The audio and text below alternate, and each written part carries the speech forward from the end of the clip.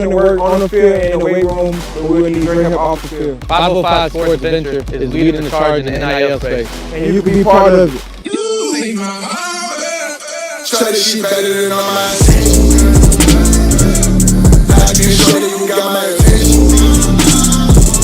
See your baby, I go to the business. Touchdown and pay you a visit.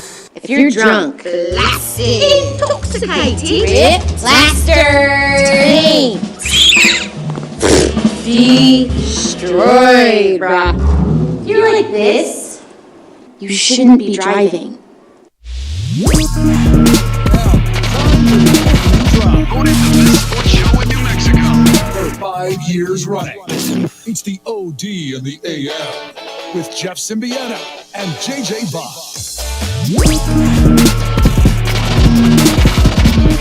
NBA Finals set. We'll get there. I was just looking for the full setup. Probably watched, maybe cleaned out the garage, scrubbed the toilet, did something else. Tragic news came down that beat up the Lobo basketball family the second time in about a month and a half yesterday. It's the opening drive. Good Friday morning to you, Jeff Symbieta and JJ Buck. How you living? What it do?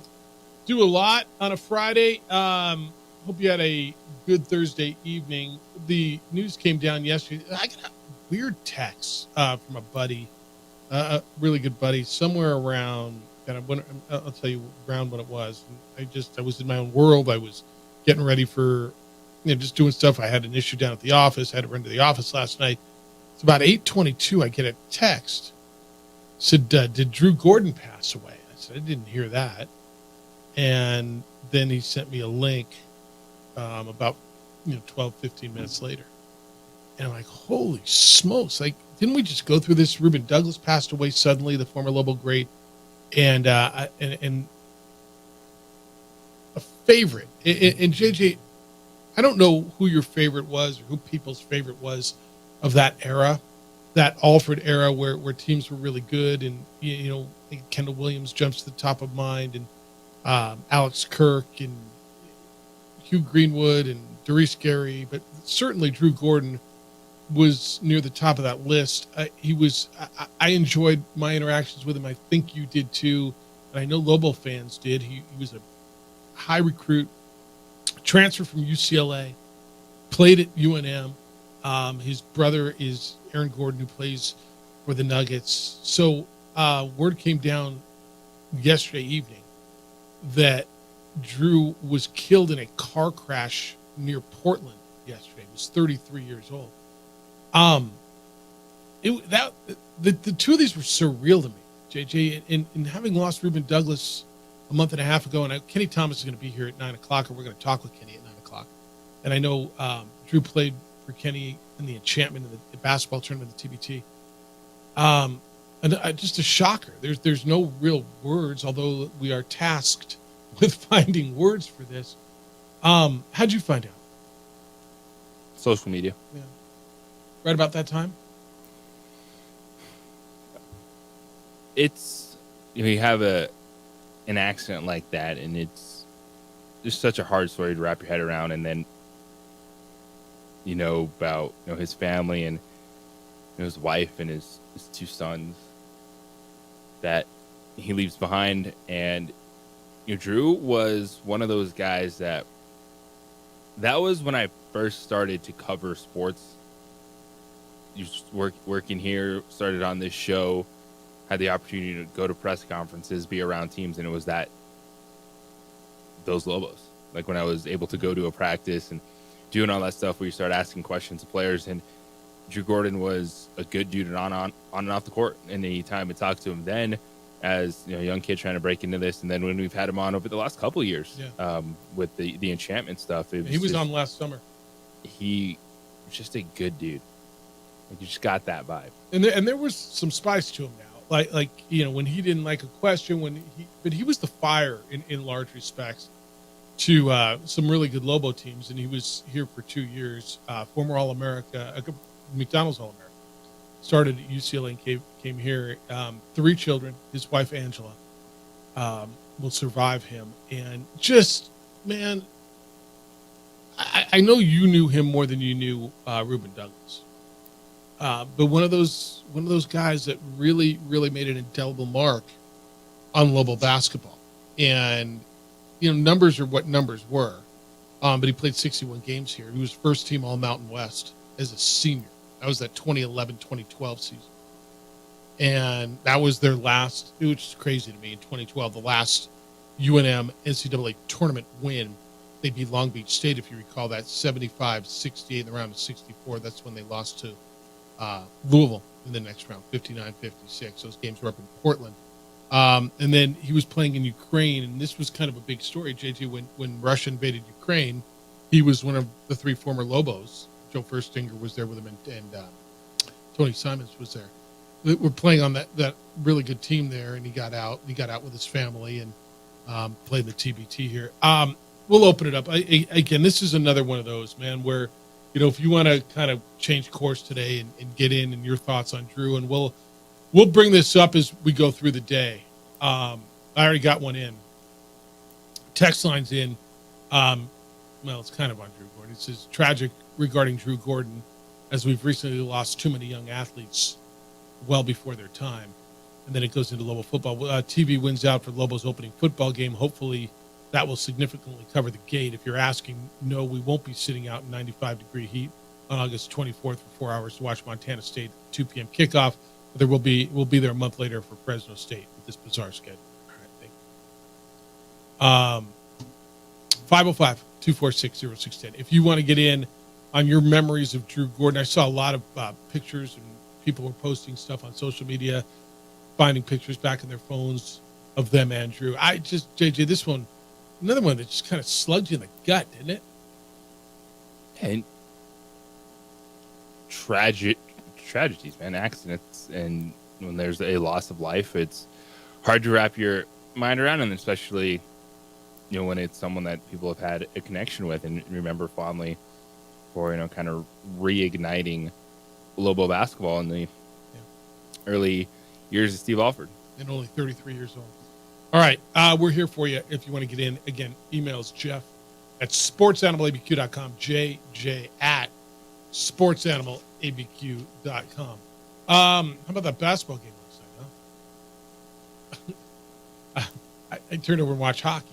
I think y'all probably did too. 124-103, and it wasn't nearly that close.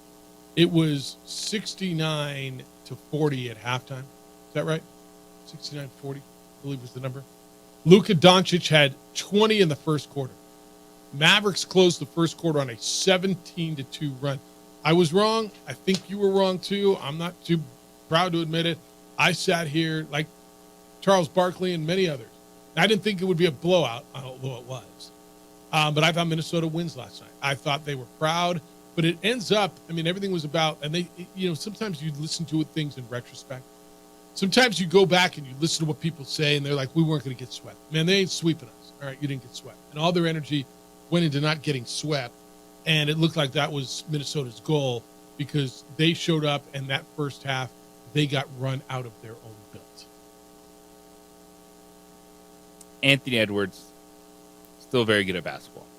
But when people were saying he has Kobe-like, Jordan-like traits, just the way he moves, the way he acts, what does that make Luka Doncic? Like, Luka Doncic has elevated himself to the best player in the NBA right now. And when he steps on that floor in the NBA Finals, he's got Kyrie Irving beside him. He's going to go against Jason Tatum and Jaylen Brown. It's going to be phenomenal. But what Luka Doncic is doing is that dude. He's that guy. He has that edge. He's barking at everyone. He's stepping up. 20 points in the first quarter. And this was a Minnesota team that we thought they were different because they defend. And they're going to throw everything at you. You're going to make things tough. And they did it for one game. Other than that, Luka and Kyrie had their way with them. And seeing that performance last night from Luka Doncic and Kyrie Irving just being in a really good place, you're like, oh yeah, that is one of the players that we've talked about as being one of the best below the rim finishers we've ever seen, one of the top guards in this league, and they made it look easy in a closeout game. Destroyed him. did everything they want, and Luka Doncic. I don't know what the comparison is, and can it be Kobe? Can it be LeBron? It can be. Luka's 25. On Anthony Edwards, does he have some of those traits? I don't know that we need to stop saying he's got some of those traits. He's 22 years old. Do you know how old Michael Jordan, LeBron James, Kevin Durant, some of these guys were when they won their first championship? I do. I'll tell you.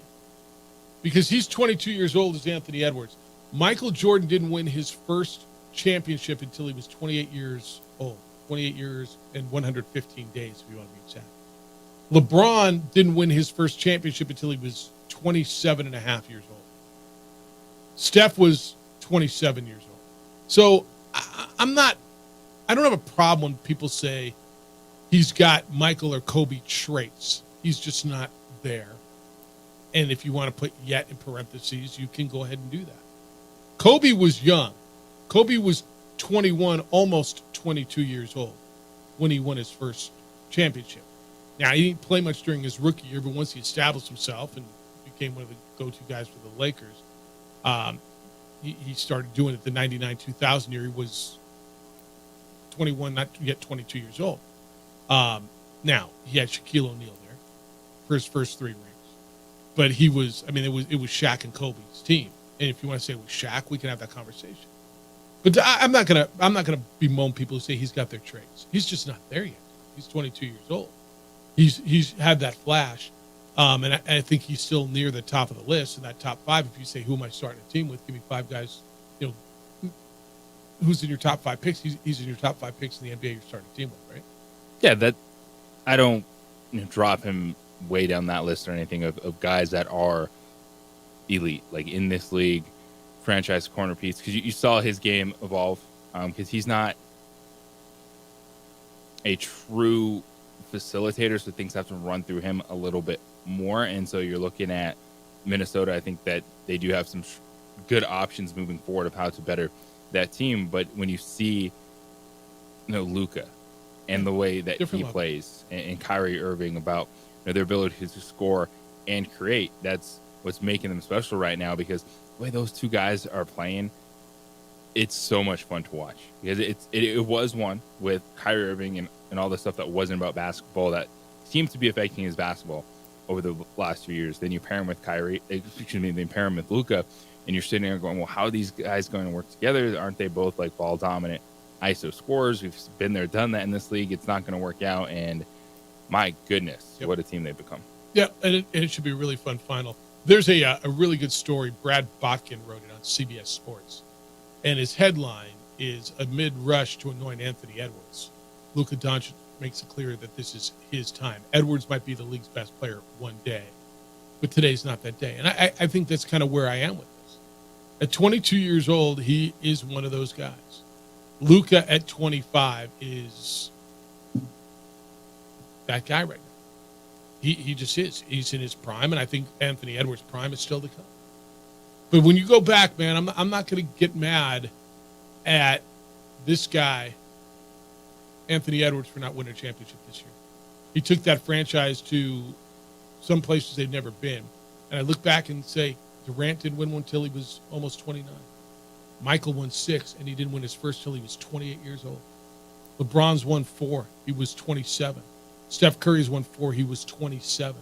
Dwayne Wade won, 3? He was 24. Tim Duncan didn't win one until he was 23. So, I mean, these guys, it takes a minute. Now, Magic was 20. Kobe was 21. You go back through some of them. Bill Russell took till he was 23.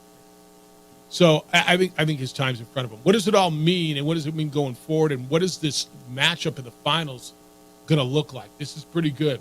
You got to wait a little bit. Celtics and Mavs, we'll get into that. The number's 505-246-0610. That's the Sports Animal phone line. That's the text line as well. Emails Jeff@sportsanimalabq.com.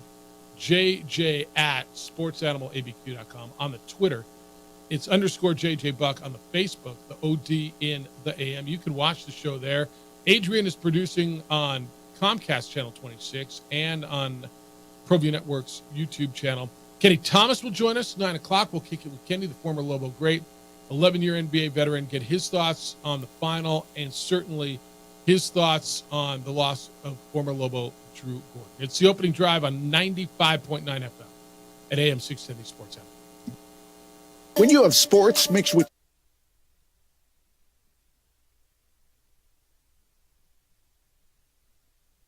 We would like to thank the following sponsors for making this broadcast possible. Albuquerque's leader in sports is ProView. From pros to prep, all your favorite action.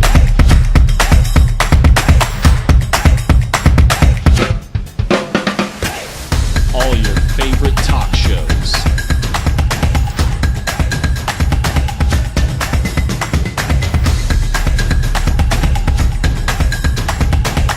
Find it on ProView Networks. We would like to thank the following sponsors for making this broadcast possible.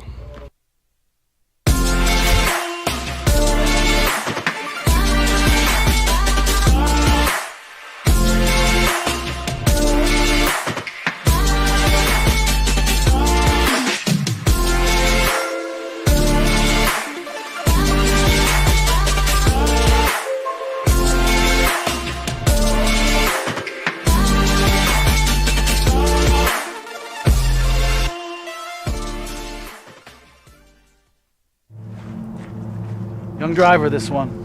Hard to get her out. She'd been drinking. This one. Both of them gone. They'd been drinking, and he drove clear off the road. This was my family. Drunk driver hit us. And my wife and our daughter, they didn't make it. Hey, look! It's Dwight Goodman! Boom! This place is hot. Let's see if anyone needs my help. How about I drive you madman home, huh?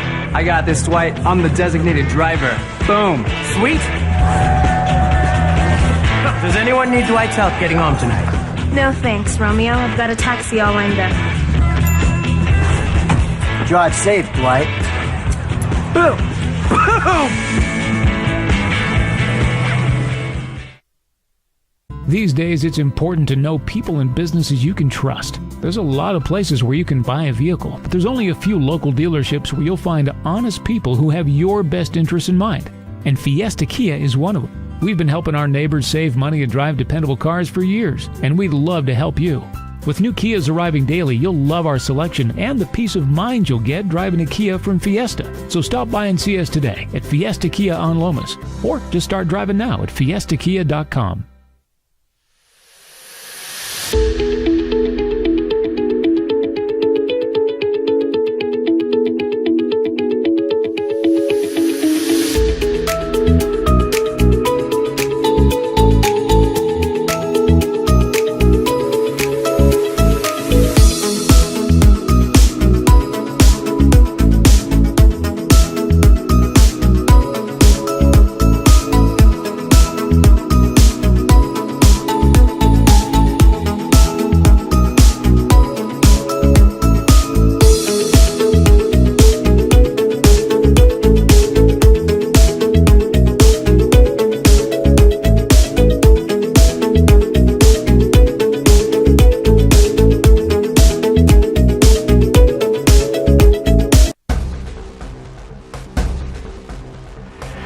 Burglary takes place in the United States approximately every 15 seconds.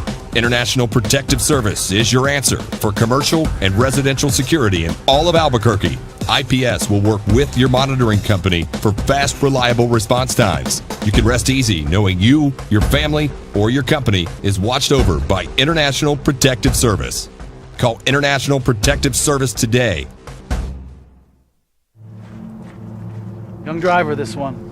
Hard to get her out. She'd been drinking. This one. Both of them gone. They'd been drinking, and he drove clear off the road. This was my family.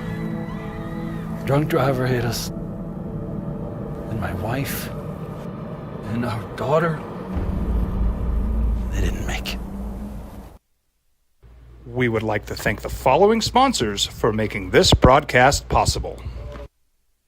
Hi, I'm Steve Stucker here for Dr. Robert Melendez and the Juliet Eye Institute. You may remember me like this, but no more. The glasses are gone. I tossed them months ago because of a brand new procedure from Dr. Melendez known as RLE, Refractive Lens Exchange. The latest technology, the best eyesight I've ever had in my life, and you can check it out by clicking on the link in the description right here. In retrospect, we all missed. We did, and it's not like this is a coming out party for Luka Doncic. He is and has been one of the best players in the world over the last few seasons, and I think we're going to see a quick turn, and then Luka over the next couple of years is going to also bring home a couple MVP awards and be that guy. It's just in a stacked Western Conference. When they were the 5th seed, everyone leaned on Denver. That was it. So they won, so they're going to win again. See, I kind of feel like it was a coming out party in this respect. He's finally got to this point. Well, right? To the NBA Finals. He's been in the Western Conference. Yeah, no, but now he's finally got to this point, right? I think everybody knew he was a great player. I think there was a whole lot of conversation is, can you win with him as your centerpiece? Because they had not yet. And then you go back and go, dude's 25 years old. It's not like he's been around for 15 years. And he finally got there. Like, this is the time in a career where dudes get there. There's not a whole bunch of them who come into the league and are the centerpiece of a team that goes to the finals. There's not a lot. And again, I go back to the whole, how old was LeBron when he won his first one? You know, we think he came in and just took it all over by storm. LeBron was 27 years old when he won his first championship. Didn't happen immediately. And so, to me, it is a little bit of a coming out of Luka. Because I think everybody thought he was great, but was he that guy? And now, especially if he wins it, it's not deniable. Jason Tatum's kind of playing to be that guy as well, isn't he? He's been in the NBA Finals. He has. Yeah. And I don't know. I find it hard sometimes that the caps are things that we put on players that, well, I don't know if he's that guy. Like, Luka's been to Western Conference Finals, and who's been the second player on that team? And now you get him a legit star because this is how the NBA functions. And look at what happens. Yeah. They get to the NBA Finals. Yeah. No, look how when LeBron started getting Dwayne Wade, he started winning. Steph had Clay, Mike had Scotty, Kobe had Shaq, then he had Pau Gasol. Kevin Durant had the rest of those guys. Tim Duncan had a slew of guys. Yeah. You get him a legit running mate. And I wonder, JJ, over the years, will it ever change? As much as it went to this big three model for a while, and you can argue that Boston is that, and I would argue they're even deeper than that. But I think it's always going to be, for sustained success, it's going to be kind of a dynamic duo in really good parts. Jokic and Murray. Luka and Kyrie. Steph and Clay. You're going to tell me Draymond, I'm going to say, yeah, he was a big part of that, but it was Steph and Clay. Right? Well, then when Durant was there, yeah, all right, I'll go with the big three of that. But I just think that's going to be the model. I think that's been the model. That's what's sustained. On Anthony Edwards, I'm with you. Look, he had 28 points. Cat had 28 and 12. And Edwards says we'll be back, and I believe that. It's hard to get here, man. It's a run. I can't blame this on him. And I still think he's going to be. I just think he's going to be terrific. I do. And it's a young club that knocked off the defending champions in a to what you said is a stacked West. What do you make now of I love that they get a week off, and I don't love it, but I do love it because I think it's going to even the playing field in some respect. Because Dallas has gone every other night. The Celtics have had more, 2 to 3 days off between games, except for just once. They're rested. They've won in 5, 5, and 4. What do you make of the run? And I'm looking forward to having this conversation with Kenny too. The run that Dallas had to make, does that wear them out more, or are they battle tested more? I mean, there's it's the rest versus rust kind of thing. Boston, I don't want to tell you it was easy, but certainly relatively more convincing. Give me the word you want. You can tell me it was easier run than Dallas had, right? I'm not expecting anywhere from the Mavericks. Because they get a week off. Yeah, they have a week off. It's different when you come right out of a series into one. I think we saw some of that with Minnesota against Dallas. Yeah. And even though it was a 7-game series, that some of the games didn't take everything from you because of the way the scores played out between Denver and Minnesota, but you saw some of that wear and tear and just being tired from the Timberwolves. You haven't seen it from the Mavs, man. And Luka's, there's been times that he's laboring, but it has not slowed him down. He looks better now than he did early in the playoffs, and the only question is Kristaps Porzingis going to be on the floor? Yeah, I think that's a big question. What does that mean if he is? Jaylen Brown's been great. Derek White's been great. Of course, Tatum's been really good. Drew Holiday's been fantastic, especially defensively. Who guards Luka? Is it Holiday? Is he big enough to guard him? He guards Kyrie, right? Well, they're going to mix it up. And then Brown probably on Luka? You're going to have, it won't be the whole time. Okay. Because you don't, because of the challenge it is. Yeah. They're both challenges. Yeah, you don't, Brown, Holiday, White, you're going to see all those guys take their turns trying to slow down Luka down. It's going to be interesting. I think the finals is good. All right. What do you think? Finals is set.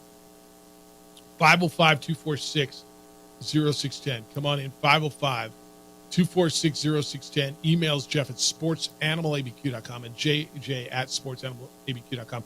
When we come back, the NBA's most recent dynasty may be set to have a completely new look. Are they blowing it up? It's the opening drive on 95.9 FM and AM 610, the Sports Animal.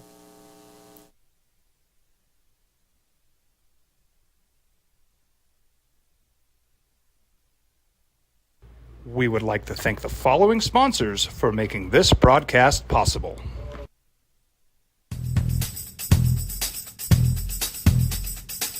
International Protective Services is a proud supporter of ProView Sports and New Mexico Youth Athletics. IPS provides residential and commercial security services in the Albuquerque metro area. For more info, please call 505-897-2420 or visit internationalprotectiveservice.com. Hi, my name is Daniel Chavez, and this is my business partner, David Chavez. We are the owners of Indeed Safety.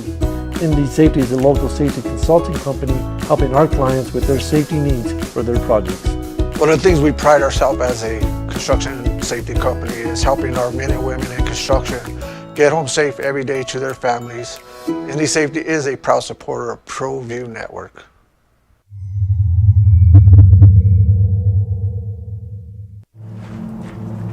Young driver, this one. Hard to get her out. She'd been drinking. This one.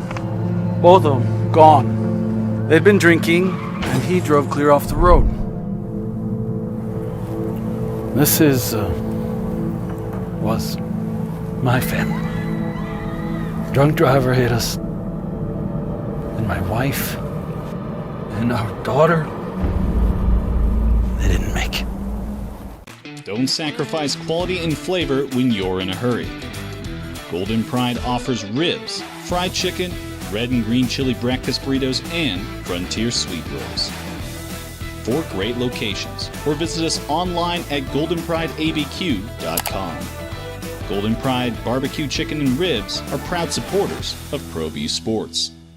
Teenagers love a party, especially during prom and graduation season. Often, alcohol is involved. Some parents think that hosting a party with alcohol in their home will keep the kids safe, but it's wrong and it's illegal. As a parent, to allow your teenagers' underage friends to consume alcohol on your property is a felony. Parents who host lose the most. Don't be a party to teenage drinking. This is a program of the Drug Free Action Alliance. For more information, go to burnco.gov/do-not-host. If you're drunk, blasted, intoxicated, rip, plastered, taint, destroyed, bruh. If you're like this, you shouldn't be driving.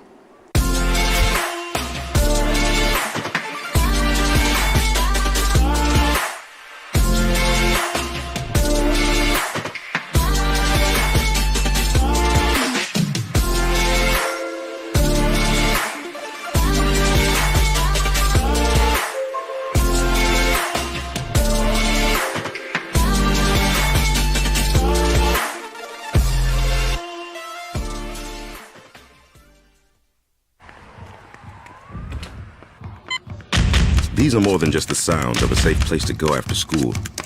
These are the sounds of interest being ignited and of mentors making an impact. At Boys and Girls Clubs, we don't do just one thing. We do whatever it takes to meet the needs of every kid who comes through those doors. Because whatever it takes is what it takes to build great futures. Great futures start here.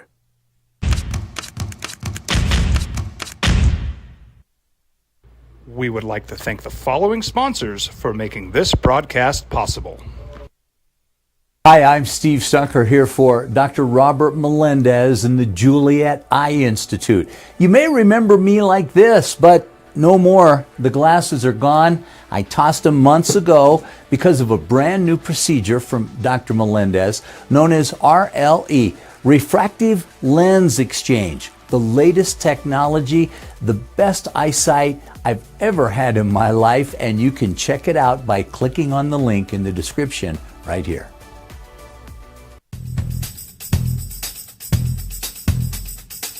International Protective Services is a proud supporter of ProView Sports and New Mexico Youth Athletics. IPS provides residential and commercial security services in the Albuquerque metro area.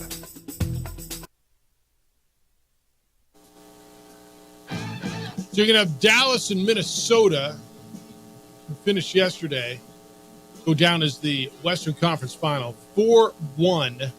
Dallas beats Minnesota after a 124-103 beatdown last night in Minneapolis. The Mavericks and Celtics of the NBA Final, or Finals. The Stanley Cup is the Finals. These were the Finals. What about the team who was the most recent dynasty in the National Basketball Association, the Golden State Warriors? Warriors went out in the play-in tournament this year, and they've got a lot of question marks this offseason. JJ, what do they do with Klay Thompson? He's 34 years old. He helped build that dynasty, and now, 13 years and 4 championships later, he's set to become an unrestricted free agent. He's coming off a season where they put him on the bench, where they didn't know what to do with him. They were, is he done? I think there's still some left in Klay. Not maybe premier Klay, but there's nights where all of a sudden, dude reminds you he's one of the best shooters we've ever seen. Steve Kerr, their coach, said, quote, he's still got some good years left. We want him back. Obviously, there's business at hand that has to be addressed. What Klay has meant to this franchise, as good as he still is, we desperately want him back. But, according to The Athletic, there has been no notable movement towards a contract extension. Thompson could sign as a free agent. He could go somewhere else. He said that he wants to retire a Warrior. What do they do? It sounds like he is preparing to be somewhere else. And this is one of those, man, do you make a basketball decision, an emotional decision? The GM, Mike Dunleavy, is not the guy who was there, Bob Myers, the long time now. I don't know what the emotional tie is going to be with this GM as opposed to Bob Myers. I know Steve Kerr's got the emotional tie. What's the right move for them with Klay Thompson? To offer him he can't offer him a max deal. No, you cannot. You know how important he was, but he ain't that dude. And flashes of it is not good enough. And he knows that, right? I think you know it, but it's still hard when you get there and you're like, look at everything I've done. It's the Splash Brothers. And I was one of those players. And you say, yes, you were. But what also was a big part of what you did was your defense on the perimeter. And he's not playing defense at that level. Yeah, when he was in his prime, he was a terrific defender. And he has overcome some major injuries, which you tip your cap and you credit Klay Thompson for overcoming those injuries, for that just kind of out of nowhere championship they were able to win a couple years ago. But for that team to stay competitive, for that team to try to make one more push with Steph Curry, they do have to retool some things, and part of retooling means that Klay Thompson can't be on a max contract. So it's a mid-level contract, right? And I think because nobody else is going to give him a max contract. Are they? I mean, he hits free agency. Is there somebody out there that's saying that's the difference and we're going to max him? And I would have to look up like what kind of numbers we're talking about with the max contract for Klay Thompson, but I could see, because I know it's already been floated out there a lot, like a team like the Magic, maybe give him a little bit more than you'd expect to come in for a couple seasons and be a guy that helps Paulo Banchero and friends, Wagner, win a round or two. And I guess we'll see, if they come back and offer him a mid-level contract, what's really important. Making one more big chunk or staying where he is. Because there's also this out there, and Jimmy Butler's name is surfacing with a lot of teams now. CBS's Sam Quinn is reporting that the Warriors are expected to show a lot of interest if Jimmy Butler becomes available.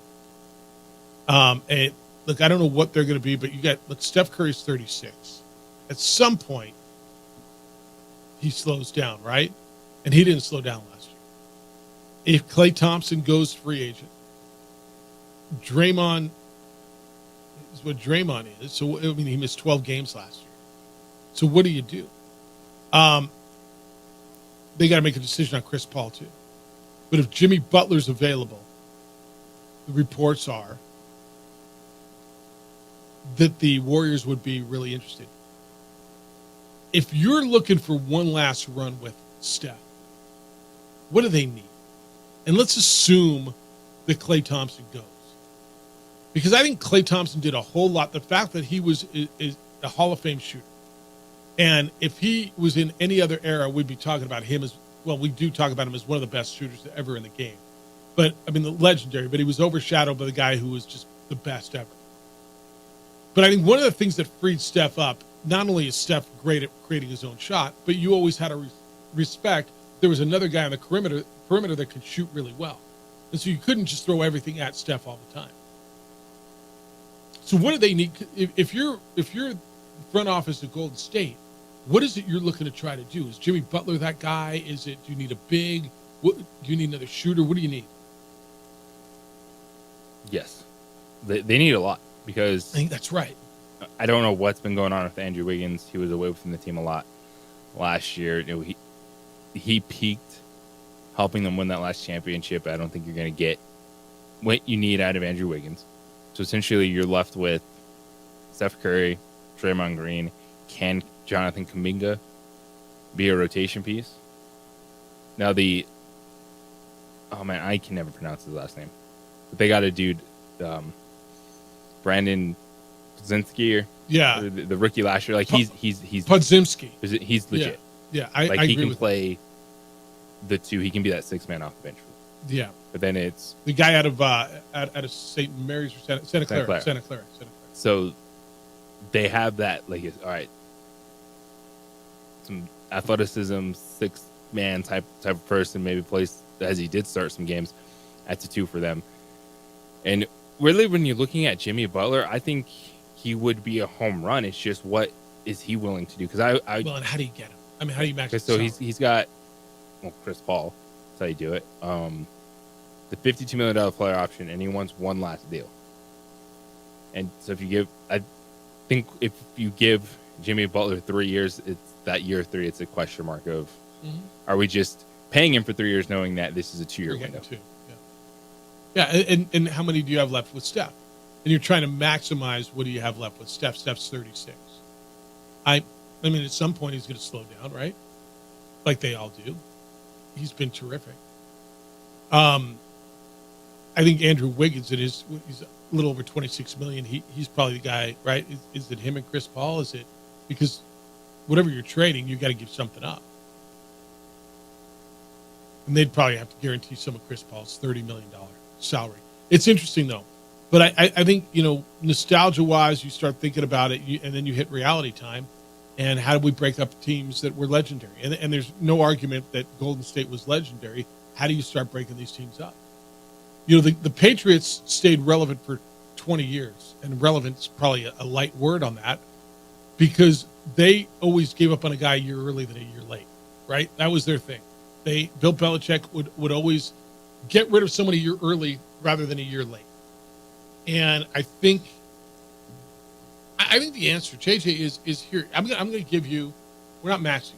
We're going to give you what's mid-level these days, 30 million, 25 million a year. And bring Clay back if he wants to, because I think but talk to him about what your role is. And your role might be you're coming off the bench and scoring. Because with all due respect, you know it, and we know it, you're not that guy, but we want you here because you're Klay Thompson. What you've contributed, what you can still contribute. Are we on the same page with who you are and what you are?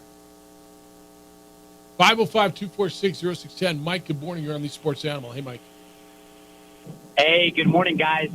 Just wanted to comment just a little bit about some of the NBA off-season moves and maybe what might happen with the Warriors. First of all, what a disgusting blowout that was last night. Just really, really pitiful. And I think that Minnesota is definitely at the pinnacle of as good as that team could be. They just didn't seem to have it together last night. I think that to get any further with Ant Edwards, which is what Minnesota wants to do, they got to break that team up. And I think that, Golden State needs some active bigs. I mean, Karl Anthony Towns and Rudy Gobert, in my opinion, were both just disastrously horrible in that series. But, and they don't hang banners for beating the Denver Nuggets. You don't get a banner for that. But I think that, I don't think Jimmy Butler is the answer for the Warriors. I think an active big, because I think Clay is going to stay. So I think an active big over there, maybe Karl Anthony Towns, maybe Rudy Gobert, or breaking up this Minnesota report is sponsored by Love. So what do you think? Yeah, it's interesting, and I hadn't thought that way, but I think they need a big too as a rim protector. And I don't hate it. Mike, thanks for the call. That's really good. What do you think? So he's saying Karl Anthony Towns. Now I don't know how you afford that and what you're giving up, but what he's saying is Minnesota's max is currently constructed. They need to make some moves. And Karl Anthony Towns, while wasn't great throughout the whole series, although he was fine the last few games, Golden State would make a huge difference. It's interesting. Right? Now, in that division, you need someone to go up and defend Jokic and Anthony Davis and Zion Williamson, who's in the West. You like Cat to the Warriors if they could figure something out there? I mean, I don't know that he's on the market. Maybe he is. I like the active big thought for that team. All right, keep them coming. 505-246-0610. Who's the favorite? How are you going to bet the NBA Finals? Tell you what the opening odds are. Celtics, Mavericks, NBA Finals on the opening drive on 95.9 FM and AM 610, the Sports Hour.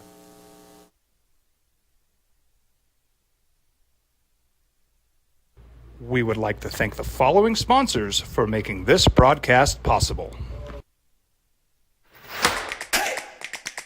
Albuquerque's leader in sports is ProView. From pros to prep, all your favorite action.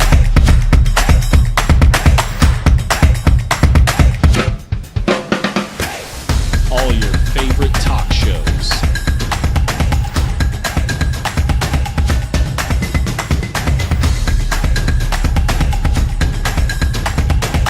Find it on ProView Networks.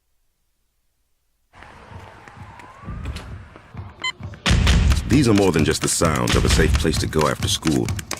These are the sounds of interest being ignited and of mentors making an impact. At Boys and Girls Clubs, we don't do just one thing. We do whatever it takes to meet the needs of every kid who comes through those doors. Because whatever it takes is what it takes to build great futures. Great futures start here.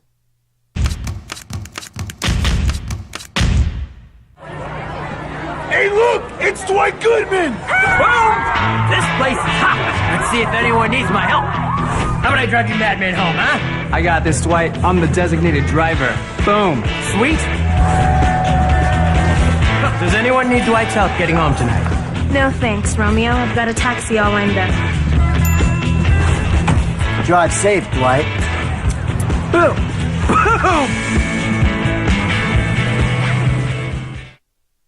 What's going on, Lobo Nation? Ja'Cory Krosky-Miller here. And I'm Devin Dampier. The Lobo football team's going through some changes, but we're here to stay. We'll put in the work on the field and in the weight room, but we'll need your help off the field. 505 Sports Venture is leading the charge in the NIL space. And you can be part of it. Shorty, she better than all my intentions. Locked in, shorty, you got my attention. CEO, baby, I get you the business. Touchdown and pay you a visit.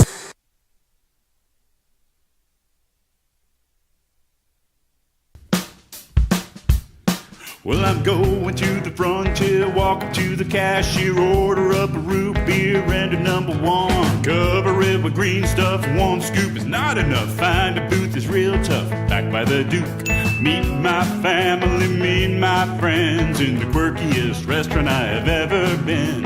All of Albuquerque's favorite spot, it's the Frontier Restaurant.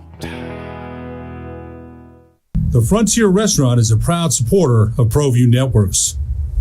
Don't sacrifice quality and flavor when you're in a hurry. Golden Pride offers ribs, fried chicken, red and green chili breakfast burritos, and Frontier sweet rolls.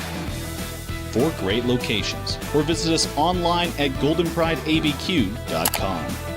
Golden Pride Barbecue Chicken and Ribs are proud supporters of ProView Sports.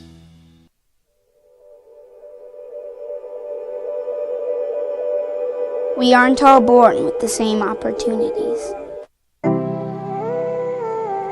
But it's the people who care that change everything. Get ready, Sprout, get ready! My coach.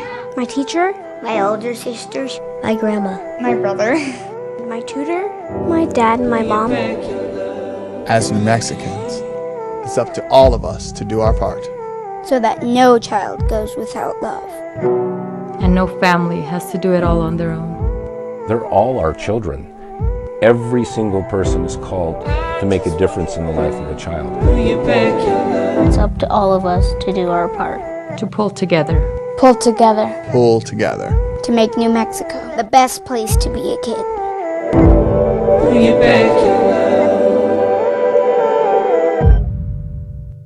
Teenagers love a party, especially during prom and graduation season. Often, alcohol is involved. Some parents think that hosting a party with alcohol in their home will keep the kids safe, but it's wrong and it's illegal. As a parent, to allow your teenagers' underage friends to consume alcohol on your property is a felony. Parents who host... Jason Tatum is the favorite for Finals MVP at -130, Ben. Luka Doncic at +200. I like Luka at +200, don't you? I mean, if you like the Mavs, you got to love that. Celtics, Jaylen Brown +600, Kyrie Irving +24. I mean, if you look at the value, that's wonderful. You bet the Mavericks at the beginning of the season, you're in a really good spot. They started out 25-1 long shots. They slipped JJ in January. Mavs were 50-1. You laid $100 on the Mavs at 50-1. You hope you're holding a golden ticket. Why are the Celtics such heavy favorites? I don't have a problem with them being favorites. It feels that's pretty thick. It does, and I think there's a hesitation with this Celtics team. Not sure why. All they've done is handle their business. They didn't, and they played close games against the Pacers, and people are like, "Oh, should have beat them by 20 points every game," especially with Tyrese Halliburton out. And I think that's an unfair way to classify things too, because I think the Pacers were a better basketball team than anyone realized. And I think some of it too is the Celtics. People think they're on cruise control at times by not winning games like that, by only winning 64 games. Yes, it was the Eastern Conference, but they did what they should have done then as the favorites and run away from everybody. Yeah, there's part of me that sees and now perception. I'm with you that Boston being favored here, yeah, but I don't think I think it's a closer. And if I'm betting on the series, I'm going to bet on the Mavericks. Yeah, I think the value's there. I love Luka at plus 200. I mean, Kyrie at plus 2,400 is, I mean, I don't know, throw $20 at it. What's 2,400 times 20? Couple, right? I mean, it feels like that's where it is. All right. Last night, 124-103. Luka had 36. I mean, this thing was over. How about his first quarter? Just out of his tree and put that thing away. I'm not going to lie, man. Beyond surprised. Not necessarily that the Mavericks won, but that Minnesota got blued out of their own build. In a game after they played like they played the night before or 2 nights prior, after beating the, maybe they were just gassed, maybe they were just out of it. But and then you look at the box score and you're like, okay, they had 2 dudes play. Where was McDaniels? And that was, I mean, some knucklehead stuff. Gobert, 9 points. You just got to be better. 5 rebounds for the defensive player of the year. Mike Conley's got to score. That nobody showed up. They didn't. And I think some of that was they're out of gas. And for, Minnesota, it's hard to see how far of a step they took back after that Nugget series. But it's also, you get to a point of you fall behind in the NBA playoffs, you can't keep telling people you're coming back. It's not going to happen. Well, not when you're down 3-0.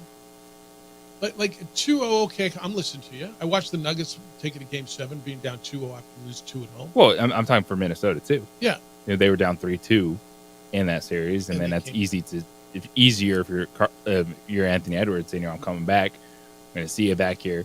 But it's one thing when you find yourself now down 3-0 in a series to be like, yeah, the shoes are coming back. Does he not have to deliver the shoes now? Micah Parsons just doesn't get those size. Does not get those shoes now. I mean, does like, hey, remember those shoes you were sending me? You didn't get them? Does not get them because he was bringing them back with him. I guess he can buy them. I mean, he doesn't have his new deal yet, so maybe he can't afford them. But he could probably buy them. All right. See the hockey last night? Florida beat the Rangers at Madison Square Garden 3-2. That is now 3-2 Panthers. They are headed back to Sunrise, Florida, to try to finish that thing out. I think the shocker here is it didn't go overtime. To me, the goaltending's been good. It's just a good watch. Maybe a lot of people tuned over yesterday and said, "Man, I can't watch this disgusting mess. It's a 34-point game. Let me go see what's happening with the hockey. Oh, bleep, it's pretty damn good." Bobrovsky's been terrific. Florida's been in the third period all year. What Florida's done, and especially in the playoffs, they've been so good. And another solid effort last night on the road. Hockey, they don't care, man. They don't care what the building is doing. You just go in. Road team wins so often in hockey. Yep. And I mean, they just do. It's like home ice is nice, but it just doesn't seem to matter. No, it doesn't have the same impact. I wonder why that is. Is it because you're so isolated from it? Like in baseball, there's a competitive advantage. You hit last. In hockey, you get the last line change. That's the advantage of being at home. But, in basketball, you can hear everything. The fans are right on you. And while hockey arenas are loud, I don't know, does it feel like maybe they're more isolated by the glass? I never was able to understand why, but road teams win so regularly in Stanley Cup play. I'm sure there's some stories on it. Do some research, figure out what the home and away records are in the playoffs. Yeah, it's stunning, and it doesn't matter. But yeah, that was good stuff last night. All right, Kenny's going to be here at 8. We're going to host somewhere between 8:30 and 9:15. Kind of a dedication ho today. We'll get the prompt, and then we'll all hoe as we go into our Friday. I want to tell you about International Protective Service. IPS continues to do amazing things, and they've done it for years. They heard you when you asked for their help to protect businesses and homes in Santa Fe, and so they're getting a lot of calls for service up there. So if you live in the Santa Fe area, you're concerned about threats to your property, give IPS a call, and I'm going to give you the number here in a minute. In Albuquerque, police response is still hours, especially for home and business break-ins. In most cases, IPS is there within 7 minutes or less. They install alarms and camera systems. They monitor those cameras 24/7. It raises the level of security around your home and business. I know you've noticed IPS officers at local outlets, stores, Targets, Walmarts. IPS makes a major difference for them, and they can help you too. They made a major difference for me. They're by every day. When I'm out of town, they come by multiple times. They picked up packages that were delivered. They'll pick up your mail, your newspaper. Look, home's supposed to be a place of security. But if someone breaks in, it's devastating for that sense of security, and you don't know when it's going to happen. Let IPS keep their eyes on your home, on your business around the clock. 505-897-2420 is the number. 505-897-2420. You can visit ipsglobal.com. IPS is passionate about making Albuquerque and Santa Fe better and safer places to live and work. All right, when we come back, hour number 2, we're going to get into some NFL stuff. You got some thoughts coming in. I'll get them to you on the passing of Drew Gordon, and I'll get you your thoughts, and you're welcome to jump in whenever it is you want. The former Lobo, I think it's fair to say, former Lobo great, right? I mean, he was one of those guys, man. But you're in on that, and I want to make sure I get you your thoughts on that. And then I want to get into some of the NFL stuff, the numbers on receivers, what they're getting, and could the Super Bowl go overseas? This great American event, could it be going to Europe? There's that conversation. It's the opening drive. Jeff Sibieta, JJ Buck. The number to get in is 505-246-0610. Glad you're with us on a Friday. On 90. Oh, and Nick Nee is going to join us at 8:30 this morning. We'll talk golf and get you a golf tip, get his thoughts on the Scotty Scheffler stuff as well. It's the opening drive on 95.9 FM and AM 610, the Sports Network.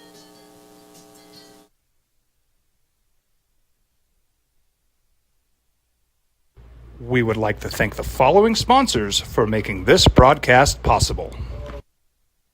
What's going on, Lobo Nation? Ja'Cory Krosky-Miller here. And I'm Devin Dampier. The Lobo football team's going through some changes, but we're here to stay. We'll put in the work on the field and in the weight room, but we'll need your help off the field. 505 Sports Venture is leading the charge in the NIL space. And you can be part of it. Shorty, she better than all my intentions. Locked in, shorty, you got my attention. CEO, baby, I get you the business. Touchdown and pay you a visit.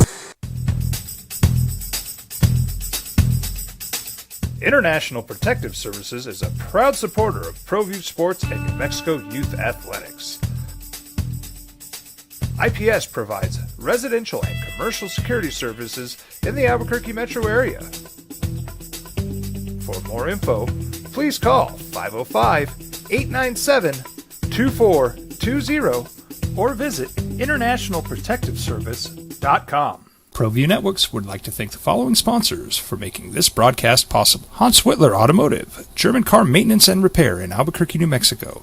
Call 505-294-7684 or visit HansWhitlerAuto.com. Hi, I'm Steve Stunker here for Dr. Robert Melendez and the Juliet Eye Institute. You may remember me like this, but no more. The glasses are gone. I tossed them months ago because of a brand new procedure from Dr. Melendez known as RLE, Refractive Lens Exchange. The latest technology, the best eyesight I've ever had in my life, and you can check it out by clicking on the link in the description right here.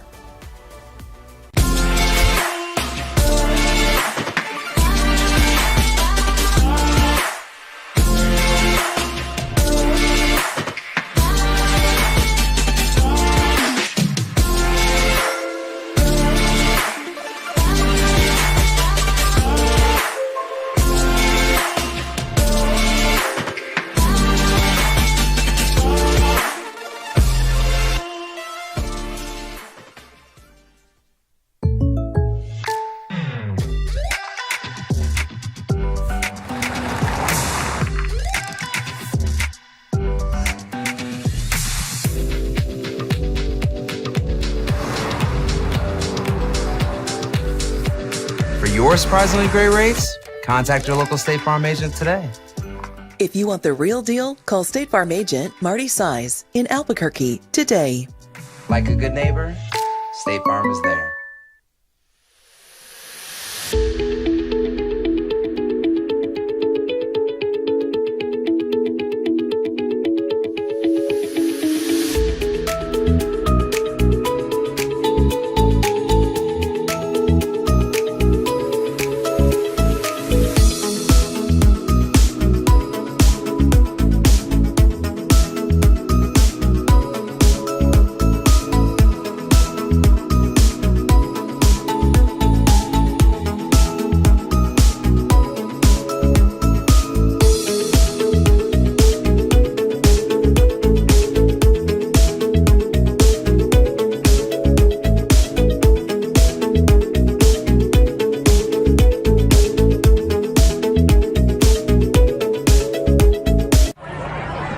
Hey, look! It's Dwight Goodman! Boom!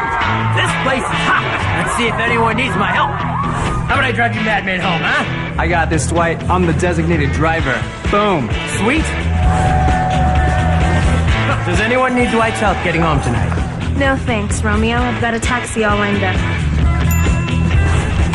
Drive safe, Dwight. Boom! Boom!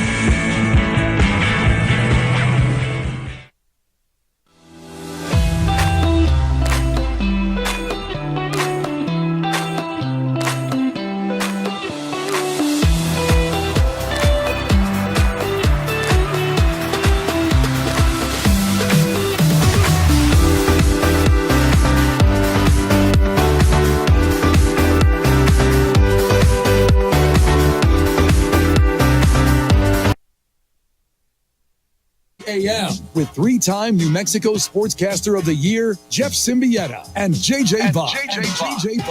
NBA Finals are set. Mavericks won their way in last night, winning the Western Conference 124-103. They pounded the Minnesota Timberwolves in Minneapolis. Game was over in the first quarter. Luka Doncic scored 20 of his 36 in the first quarter. Mavs closed that quarter on a 17-2 run. They extended it to 28-5 over a 9-minute stretch.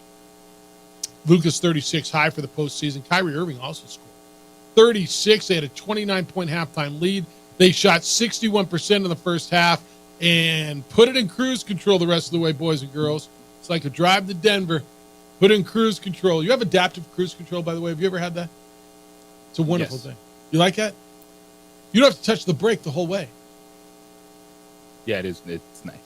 At first, I'm like, whoa, what's going on? But the adaptive cruise control, you set it and it comes up on a vehicle and it slows you down and you're in a construct. I mean, it's. Anyway. We had the self-driving. I'm not ready for that yet. You have that? Well, we had it they gave it to us for like a month. What'd you think? It is, you get very anxious. Yeah. But actually, you have to be aware. Like, you can't fall asleep with it. So you can't be hammered and just say, no, look, off the fur. I'm not driving. The car's driving me. Still. Like, you still have to be aware when it wants to do things. But it's actually, like, you set it on the highway. Really? And it takes you home. See, it's like one step further than depth because you don't have to turn. So my new vehicle's got like, what is it called? Driver assist or something like that, where it made it really stiff. Like, tried to keep you in between the lanes, but like when you wanted to make a lane change, I hated it. Hated it. Literally took it off. Like, give me back my car. Let me drive it. Yeah, I hated that. I'm not ready for that. I'm just not. All right. Big story last night. It hit around here. Former Lobo, played in the NBA. Drew Gordon passed away, died in a car accident. He was 33 years old. It was up near Portland, Oregon. He's got a wife. He's got 3 children. They're all left behind. Drew was part of the last and a key part of the last Lobo team to win a game in the NCAA tournament. Transferred over from UCLA and was a lot of people's favorite. And I'm thinking anything you want to get in on Drew today, you are welcome to jump in whenever it is you want. This is where I just lost it. Drew Gordon, one of my favorite all-time Lobos. So sad. This says. Then it says, how old was Magic when he won his first title? Magic, when he won his first title, was 20 years old. Remember, it was his rookie year, and he came out of Michigan State. He was 20 years and 276 days, to answer your question. But yeah, if you want to get it on Drew, it's all available for you. You're welcome to get in. Jeff and JJ, I told you guys a few weeks ago that Dallas is a basketball town. If the Mavs can somehow win it all, then Jerry Jones has to rethink his strategy, right? It's from Ron. Not really. I mean, he's got to figure. Jerry's got to fulfill the pressure to win, and I know he's put it on himself. But everybody else is winning. The Stars are close. Mavs are in the finals. Yeah. This one's back in on Lobo Aggie rivalry, not playing twice. And somebody came in yesterday and said that that New Mexico State has been dragging down the Lobos' net ranking for years. And why play them twice? And I said, well, there was a stretch. And I don't think this is arguable, is it? When Chris Jans was there, even when Paul Weir was there, and Marvin, where they were winning 28, 29 games a year, I think RPI was the metric of choice back in those days. They were anywhere between 40 and 65. And New Mexico was the team in triple digits. Am I just misremembering this? That happened, right? Yes, it did. All right. Now I understand it's swung again. This says, yes, NMSU was so great back in the day when all the good teams bolted their conference, and they were replaced with Dixie State, Seattle College, the Golden Kangaroos, UTRGV. NMSU has always dragged the Lobos RPI way down. I mean, it's just not right. Yeah, they were in a whack with those teams. I don't know. Weren't they the last team to beat UConn in the NCAA tournament? New Mexico State. That happened, right? I get the trash talking going back and forth with their rival, and you want to throw shade, but it does. You can't make stuff up. It's weird. Yeah, it's weird that in a rivalry, people would be okay with not playing the rival twice but I mean, be factual. I think once does that. Now, when it gets to one, and then you have to sit on it for a year, and then you start getting into that rhythm, I think it's a different energy. But I think it's as you laid it out yesterday. This was one of those things that was different in a good way in New Mexico. Yeah. I think I heard all the time. Well, it's not done anywhere else. Nobody else plays non-conference twice, except and there was that one Lipscomb against Belmont in Nashville. But yeah, you're right. It wasn't done anywhere else. And that was kind of cool about it. It was different, and it was good. Let's see. As I was pointed to yesterday, this is a 2-year agreement, and they'll reassess that after 2 years. Like, I don't know who the head coach is or the athletic director is going to be. And I don't know how people are going to feel about it in 2 years. And from what I understand, New Mexico State also was in on this as well. Their head coach, Jason Hooten, was in on this as well, and was like, yeah, they were supportive. And I go back to this question, and I know I ask you this question about so many things, especially when it pertains to college athletics. New Mexico State basketball is for whom? Is it for the fans? Is it for the student athletes? Is it for the coaches? Is it for the universities? Is it for television? Who's it for? And this is one where I would argue, because normally the answer is yes, right? I say when we're playing, whether you have this conversation about bowl games or playoffs or whatever it is, I think the answer is yes for all of it. It's for the players and the coaches and for the fans and for the TV and for everything. I would argue this, when it comes to the rivalry, is more for the fans than it is for the players. And here's why. Because the fans are going to be the ones who are around here next year and in 5 years and in 10 years. And when Kenny Thomas sits here and talks about his career as a Lobo 4 years, and he talks about how he hates the Aggies, and he talks about. But all right, some of you are fine. That's how it's going to be. This isn't the end of the world. I don't like it, but maybe I will. I understand why they've gone to just the one game. I get it, but I think to your point yesterday, man. If you replace it with a Big Ten team, or if you replace it with, this is the spot we're using to go to Madison Square Garden, fine. You replace it with Texas Southern and Eastern New Mexico, it's a hard sell. And I think we would all agree over the last couple of years, when you get the home schedule, you look at it in the non-conference schedule, you're like, and you can give me all you want. UC Irvine's a top 60 net ranked team, and that's great. UC Santa Barbara, that's wonderful. But what gets fans riled up? What gets fans excited? Give them something on that schedule that they want to stick their teeth into, that they want to go buy tickets for, that they want to circle on their calendar. And that's what this rivalry has done for, I don't know, as long as I've been here, and that's 28 seasons. And a hell of a lot longer than I've been here, and certainly after I'm gone. And that's why I would say, who are we doing this for? And in this instance, to me, it's the fans. Other instances, we can talk about TV and money and everything. For this one, I mean, Global Fan talks about this Aggie game and that Aggie game, and they love the rivalry. They do. Aggie fan, I firmly believe, feel the same way.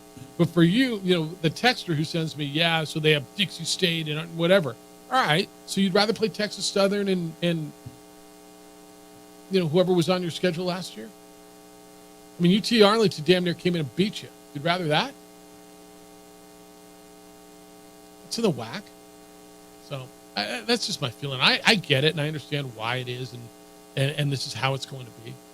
I don't have to like it. I don't know that you do either. But I get it. I understand. All right, 505-246-0610. I know I promised you this. When we come back, there is talk about a Super Bowl being played not in America. Is that real? It's the opening drive on 95.9 FM and AM 16. These are more than just the sounds of a safe place to go after school.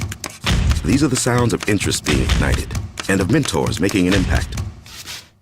At Boys and Girls Clubs, we don't do just one thing. We do whatever it takes to meet the needs of every kid who comes through those doors.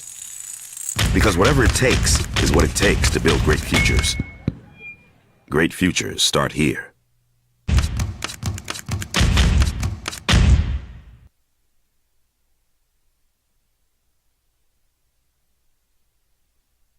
We would like to thank the following sponsors for making this broadcast possible. What's going on, Lobo Nation? Ja'Cory Krosky-Miller here. And I'm Devin Dampier. The Lobo football team's going through some changes, but we're here to stay. We'll put in the work on the field and in the weight room, but we'll need your help off the field. 505 Sports Venture is leading the charge in the NIL space. And you can be part of it. Try this shit better than all my intentions. Locked in shorty, you got my attention. See your baby, I get you the business. Touchdown and pay you a visit. Teenagers love a party, especially during prom and graduation season. Often, alcohol is involved. Some parents think that hosting a party with alcohol in their home will keep the kids safe, but it's wrong and it's illegal. As a parent, to allow your teenagers' underage friends to consume alcohol on your property is a felony. Parents who host lose the most. Don't be a party to teenage drinking. This is a program of the Drug Free Action Alliance. For more information, go to burnco.gov/do-not-host. Hi, my name is Daniel Chavez, and this is my business partner, David Chavez. We are the owners of Indeed Safety. Indeed Safety is a local safety consulting company helping our clients with their safety needs for their projects. One of the things we pride ourselves as a construction safety company is helping our men and women in construction get home safe every day to their families. Indeed Safety is a proud supporter of ProView Network.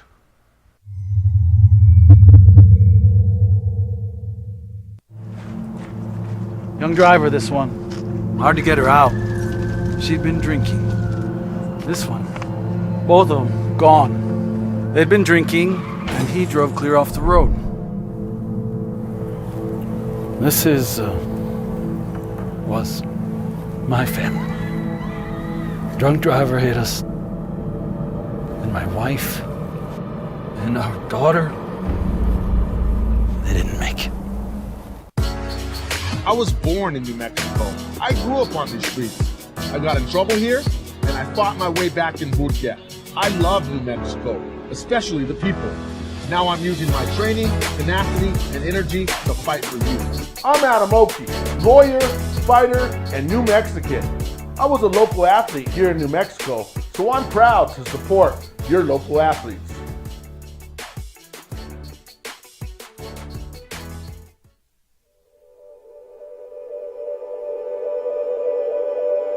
We aren't all born with the same opportunities. But it's the people who care that change everything. Get ready, Sprout, get ready! My coach, my teacher, my older sisters, my grandma, my brother, my tutor, my dad, and my mom. As New Mexicans, it's up to all of us to do our part. So that no child goes without love. And no family has to do it all on their own. They're all our children. Every single person is called to make a difference in the life of a child. It's up to all of us to do our part. To pull together. Pull together. Pull together. To make New Mexico the best place to be a kid.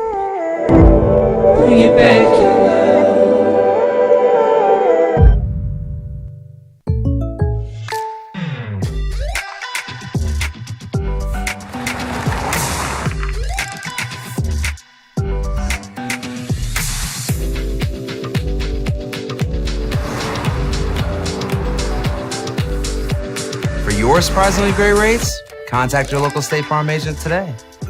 If you want the real deal, call State Farm agent Marty Size in Albuquerque today. Like a good neighbor, State Farm is there.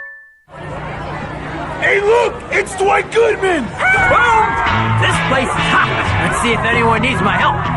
How about I drive you madman home, huh? I got this, Dwight. I'm the designated driver. Boom. Sweet.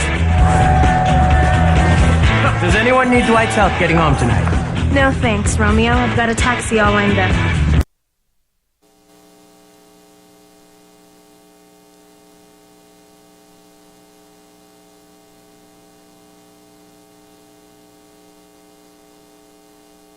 So I have been a long proponent of this going to a one game a year, and I'll give a couple reasons why. But first off, I think everybody's talking about, you're going to replace him with Dixie State or.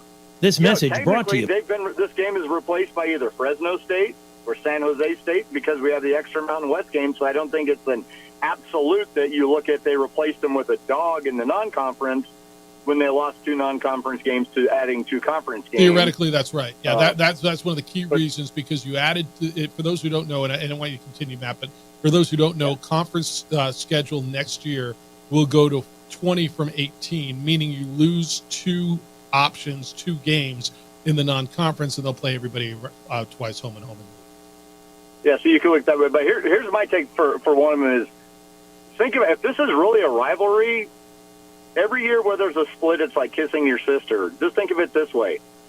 Now you have to wait a whole year to get revenge on your rival. You don't get to wait 4 days or 2 weeks. You lose to the Aggies, you got to simmer on that for a year. They lose to the Lobos, they got to sit on that for a year. And I think that will enhance the rivalry. And secondly, I think it'll help road attendance because now it's like, well, I don't need to go to Las Cruces. I can watch them in the pit.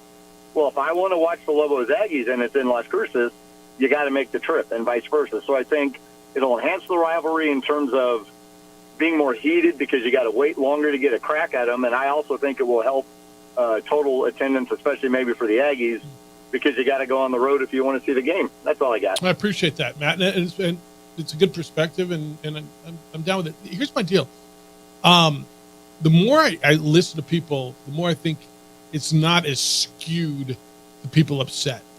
Initially, the people that I was hearing are like, this sucks, and how can they do this? And if it's in fact for the fans, and I'm hearing more and more Matts out there saying, I'm good with this. I'm good with this. All right, then look, I'm good with it if you are. Yeah, we get a 2-year period, and I think it's going to this is the way it's going to be. I do too. Regardless of if they're going to evaluate it or not after 2 years of kind of getting to that place. Yeah, no, I do too. And those are good points. It's been away for a long time. Change is hard. Let's see. I like it. I like having the home and home. That's me. But if fans are behind this and you just want it once a year, and I'm cool with it. But I do think this one's for the fans. All right, Super Bowl is it's not a holiday, but it's a holiday in this country. It's revered. Football is by far the most popular sport in our country. The NFL #1, and college football is the second most popular sport in our country. How would you feel about the Super Bowl being played overseas? Almost feels like sacrilege, right? London's mayor said he wants to host the Super Bowl. He wants other international events. His name is Sadiq Khan. He's the mayor of London. Quote, "The Super Bowl is really important for us. We have a number of American football games, and I want it to come here because we want American sports fans in Europe to come to London to watch them, not just go to America." I mean, it feels like there's so much wrong in that statement. It's the biggest problem. Playing the Super Bowl in London comes with a time difference, right? Normally, the Super Bowl is starting right about 4:30 our time, 6:30 Eastern time. So that's 11:30 p.m. in London. Last 4 hours, it would empty in the middle of the night at 3:30. That's one thing. And I think that's great that you want our biggest sporting event. I mean, how would they, JJ, what's the Premier League? What's the championship? I mean, what's the biggest sporting event? They don't do it, right? They don't have playoffs. What's the biggest sporting event over there? That'd be like though if they did have a Premier League Cup and putting it in New York, and putting it in Dallas. Here, let us take your biggest thing. With all due respect, sir, and I know you want tourism, and I forget a Champions League final in the United States. That'd be big. Yeah, play the Pro Bowl. I'm not dude. They priced out regular fans on this. Wouldn't bother me if they played a Super Bowl in London. Really? I watch it on TV anyway. To your point, regular fans aren't going. Yeah, and so less regular fans are paying to go over to London. I mean, hell, regular fans can't go to it when it's in Atlanta. Right? This is all a corporate thing anyway. No, man. Why? But tell me why would the NFL do that? Well, again, I'll ask you again, who's this for? Who are you doing it for? You're not doing it for that. I agree with that. Like Super Bowl week, a lot of people go for the week and then leave. It'd be an expensive radio road trip to go to London, go to all the parties. Might end up being the same. You think so? So you're good with it? They did it once, so it wouldn't bother me. I watched the game on TV anyway. Yeah, I mean, you wouldn't know the difference as you sit around and watch it. I agree with that. We would all sit around and whatever the game's there, it doesn't matter. I'm not about it. I'm not gonna lie. I don't. Especially since it's a neutral site game. Yeah, it is. Anyway, it's not like they're saying, "Hey, why don't you come play the NBA Finals over here?" I don't know, man. I'd rather funnel the money into America's cities like Atlanta or New York or LA or wherever, as opposed to put all that money overseas. I mean, that's an American thing. I don't know. Maybe I can be persuaded on it. I imagine I could. But it feels like, why? Are we moving Wimbledon to Tampa?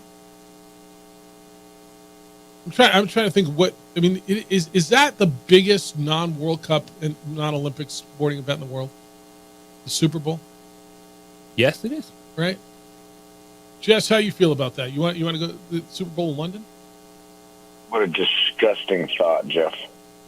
I think I'm leaning your way. Absolutely disgusting. Yeah, I think I lean your way on this. Why? I mean, I wouldn't even want it in Canada. But London and Europe, it's just so Europe for them to ask about something like that. So, yeah, dude, that's never going to happen.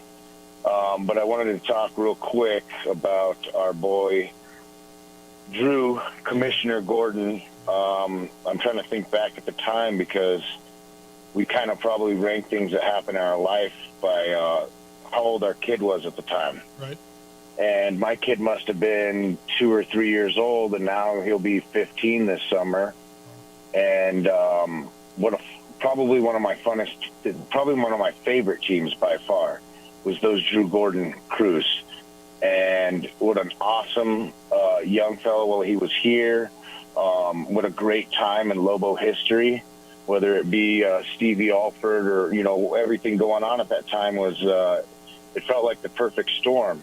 And I'll never forget, there's a guy in Santa Fe, Jeff, that still owes us lunch at Sizzler because Drew Gordon averaged a double-double that year. And he never paid up. No, but I think he disappeared too, and I think so did Sizzler. But he does owe us lunch. Yeah. But what an amazing time, and rest in peace, and what a great player and great young man he was. And it's been a tough year for Lobo basketball, guys, but have a great weekend. Jess, I appreciate you. Of course, losing Ruben Douglas last month for this. JJ, remember that dude? He called in and he said, Gordon's going to be a bust. He won't average a double-double. I said, bet you lunch. He said, all right, we'll go to Sizzler. And he did, and dude never. I always bet the Sizzler. You know how many lunches people owe me? I mean, I should be eating free for a month, shouldn't I? But when I lose, I got to pay. Yes. I know. All right, when we come back, we're going to fix your golf game, or at least work on it a little bit. Nick Nee, the director of golf out at the San Diego Golf Club, is going to be with us. Get his thoughts on Scotty Scheffler, what happened there, and how we handle all that. The U.S. Women's Open is underway. A startling first-round number put up by the best player in the world on the women's side yesterday. Nick Nee from San Diego next. It's the opening drive on 95.9 FM and AM 670 Sports Zone.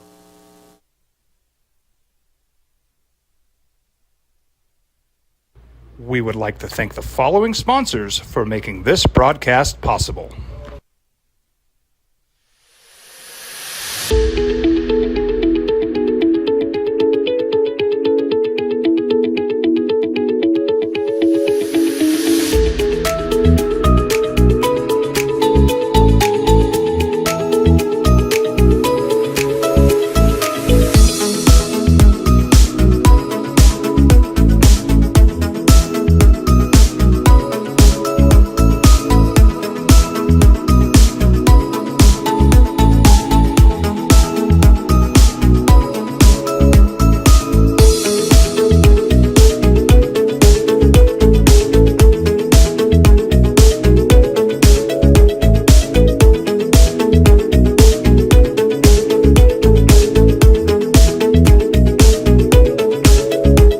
Hi, I'm Steve Stucker here for Dr. Robert Melendez and the Juliet Eye Institute. You may remember me like this, but no more. The glasses are gone. I tossed them months ago because of a brand new procedure from Dr. Melendez known as RLE, Refractive Lens Exchange. The latest technology, the best eyesight I've ever had in my life, and you can check it out by clicking on the link in the description right here. ProView Networks would like to thank the following sponsors for making this broadcast possible. Hans Whitler Automotive, German car maintenance and repair in Albuquerque, New Mexico. Call 505-294-7684 or visit HansWhitlerAuto.com.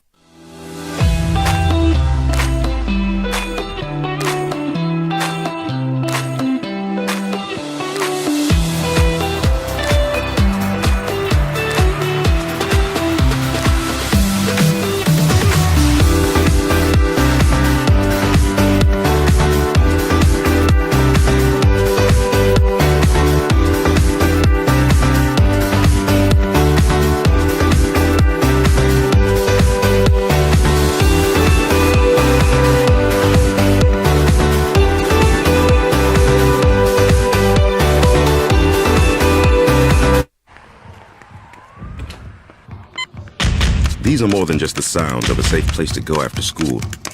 These are the sounds of interest being ignited and of mentors making an impact. At Boys and Girls Clubs, we don't do just one thing. We do whatever it takes to meet the needs of every kid who comes through those doors. Because whatever it takes is what it takes to build great futures. Great futures start here. We would like to thank the following sponsors for making this broadcast possible. Everguard Roofing and Solar. For nearly 20 years, Everguard Roofing and Solar has been working with New Mexicans to enhance their homes and businesses. For all your roofing and solar needs in New Mexico, call 505-821-9543.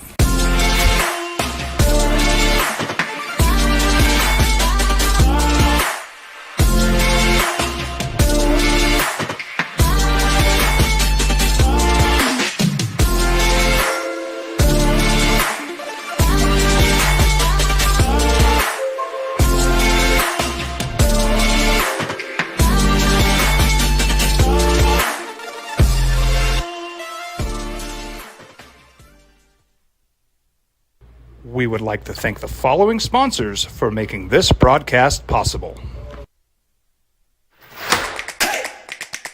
Albuquerque's leader in sports is ProView.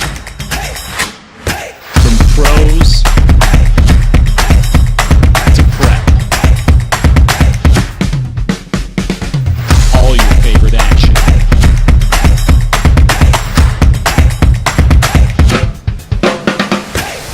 All your favorite talk shows.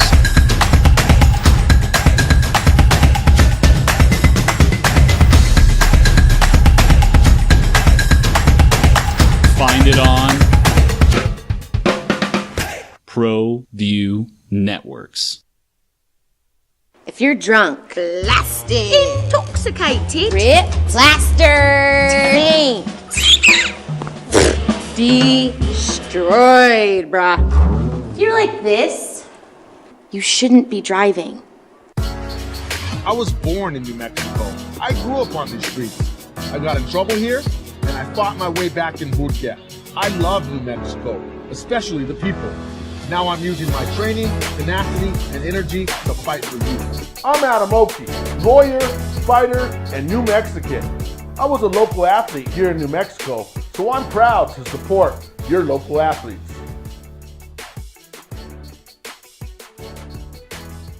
What's going on, Lobo Nation? Ja'Cory Krosky-Miller here, and I'm Devin Dampier. The Lobo football team is going through some changes, but we're here to stay. We'll put in the work on the field and in the weight room, but we'll need your help off the field. 505 Sports Venture is leading the charge in the NIL space, and you can be part of it. Show that she better than all my intentions.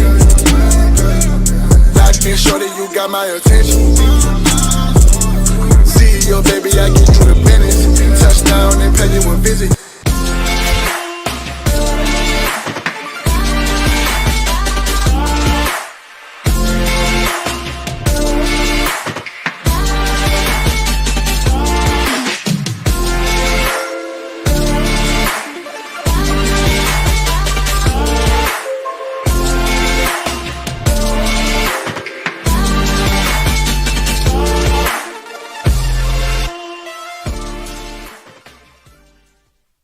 These days, it's important to know people and businesses you can trust. The Sports Animal.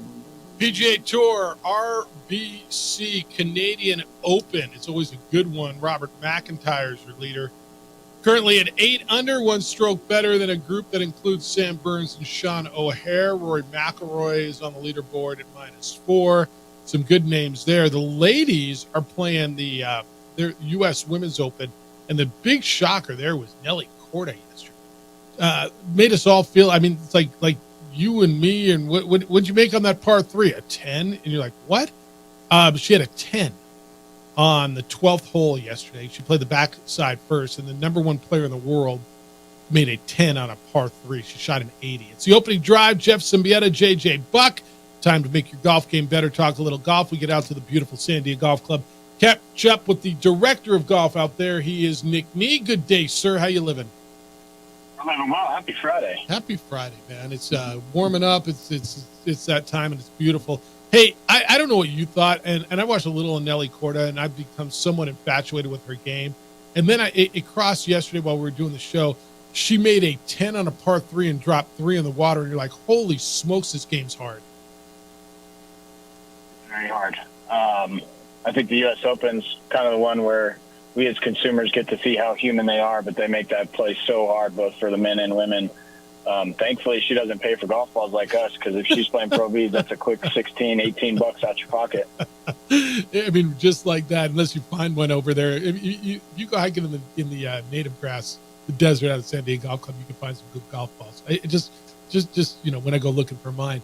What do you think of the whole Scottie Scheffler thing, the way it played out? It kind of felt to me, A, like how it was going to play out, and B, pretty impressed with the young man's composure.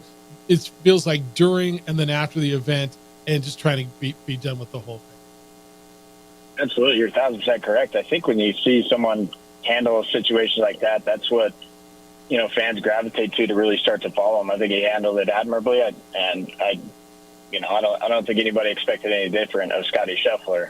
And I think it played out as like you said, most people thought it was going to go that way. I think once you saw all the footage that came about, it was kind of all directions were leaning to that resolution. So I'm happy it went that way. Happy for him. Hopefully he can put it past him, get back to playing some really good golf. And, but the guy's as respectful as they come, as many are seeing now. So very, very respectful response by him. I want to run this by you because we spoke with Ben last week. You were in very important meetings coming off of the PGA Championship where Xander Schauffele finally won. I say finally, won his first major. But I wanted to talk to you about the whole thing with Scheffler, because it feels like, the day it happened, and I know you were on with us and it was all going down, and he went out and he shot, I think it's 66. And then the next day, Saturday, was when he shot his first over par round of the year. And it made so much sense to me. And I talk all the time, and you're going to know better than I think the margin between talent in the top 50 golfers in the world is probably so minuscule. But the biggest difference to me has always been above the shoulders. And when you have time to sit down, and he probably laid his head on the pillow and closed his eyes and probably didn't sleep and ran through everything that went through his day and what could have happened and what did happen, it was no surprise to me that he jumped in with, I think, a 73 or whatever he shot the day after. It made total sense to me, showing me how mental of a game this is. Absolutely. I think when you have time to kind of decompress and start to really think about things, that's what makes the game hard. I've said for a very long time, those guys are unbelievable on the PGA Tour to play that good for 4 straight days. And I think that's one of the most underrated aspects of the game when you watch professional golf on the PGA Tour. They have to do it 4 straight days in a row and playing that solid. And then you add factors like Scotty went through, and adrenaline's a beautiful thing sometimes, but when you come down from it, you kind of see what happens on the back end, and he goes out. And I think the hard thing is that's just his mental side. There's a piece where he's on the phone with lawyers. He's talking to this person. He's talking to his agent. He's talking to, his team. The media. Exhausting. The media. Correct. That's exhausting. And I have trouble, playing golf. I get a couple emails I get to work in, and then it's hard for me to refocus my brain.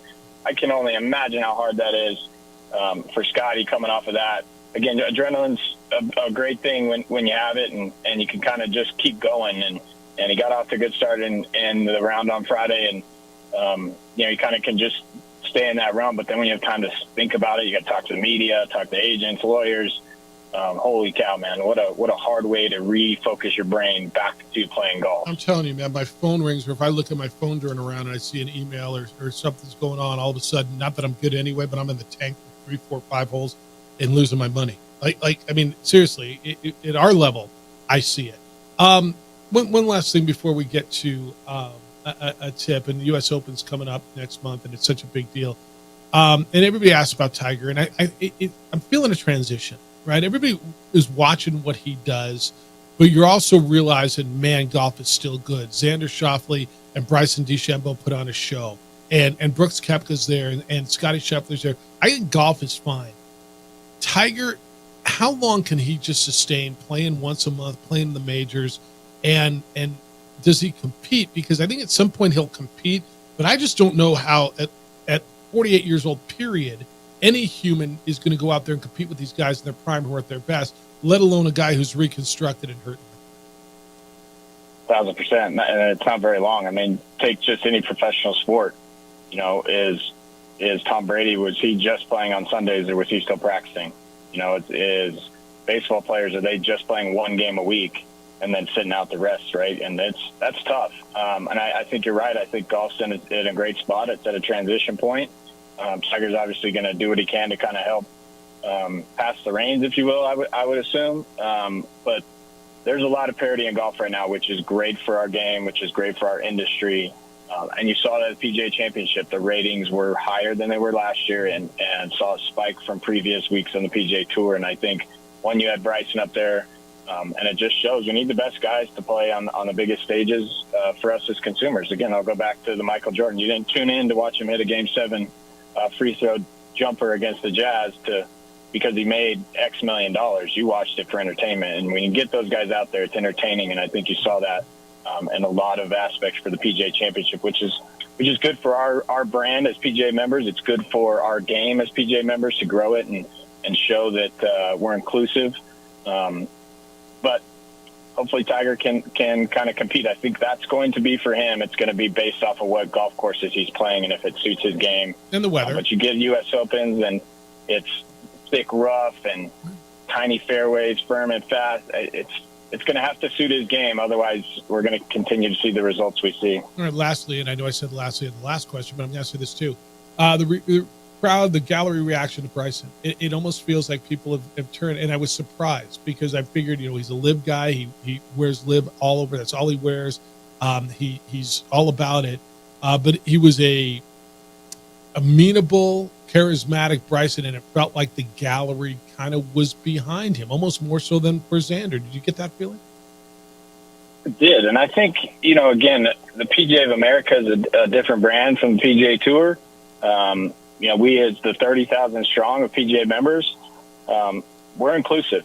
We value everyone playing the game, and I think when you get Bryson like that to be as respectful as he did, I think one of the greatest things that I saw of the week was when Bryson yelled at the elderly gentleman to give the golf ball back to the 9-year-old that he was trying to throw it to anyway, and the male intercepted it. So when you get guys like that, it shows that the pillars and the integrity of the game of golf, which we as PGA members are trying to uphold, they did a great job, and I think they were behind him, and I would be too. I was entertained because of certainly how he acted, and it's just great for the game, man. I think it's anytime we can get him on the biggest stage. Now, I'm not a supporter of LIV by any means. We all have our differences, but at the end of the day, those are professional golfers. I want to see him play on the biggest stage and get to enjoy it like we did at the PGA Championship. Beautiful. All right, what do you got for a golf tip? Yeah, easy one. We're going to go in the bunker, take that fear out. Very common drill, very easy drill. I think we spoke about it last year. You're just going to hop in the bunker, and really what we're working on is controlling the low point of the swing. We're feeling connection between the sole of the club and the sand. All you're going to do is draw a straight line, and you can adjust your ball position, just kind of see where that club is bottoming out. Where we want it to bottom out is the front portion of that line. We really just want to clip some sand. We're going to do it without a golf ball because it's a lot easier to feel how we get that club through the sand and control the low point of the swing. And what you'll see as you do that, it'll transition to a short game a lot easier. But what it'll also do is give you a little bit of confidence should you hit it into the bunker, be able to get out and trust your technique. But you got to get in there and work on a little bit, control the low point, and you'll have success. That's good stuff. A lot going on at your place. I know the golf course is in great shape. What do you got? Yeah, it's in fantastic shape. Like I said, Isaiah, our superintendent's tremendous. Ernie's obviously fantastic in the grill. We got new merchandise in the golf shop. But come on out and play it. Temperatures are going to be great this weekend with the low 90s and some lower winds that they project. So there's no better way to enjoy post-round event or, bothering your buddies on who won the bets. So come on the patio, enjoy cocktails. Check out our specialty cocktail menu. One of the best promotions we have right now. Come into the golf shop. We got new Adidas apparel. When you spend $150, you get a head cover, a Seamus head cover with it. Come check it out. Buy some Adidas merchandise, get a free head cover. We also have new head covers from Golf Iconic coming in. So a lot of great things happening around our property. To stay up to date with us, check our website at sandiegolf.com. Follow us on social media at San Diego Golf on Instagram and Facebook. We hope to see everyone out here real soon and enjoy the weekend of golf that's ahead. It's all at sandiegolf.com. We will catch up with you next Friday. Always appreciate the conversation, Nick. He's the best. Be well. My pleasure. Y'all enjoy the week. He is as good as there is. He is Nick Nee, the director of golf out at San Diego Golf Club. All right, when we come back, Mountain West put out their TV schedule for football. Where are you going to watch the Lobos? Where you're not going to watch the Lobos? It's 95.9 FM at AM 610, the Sports Animal.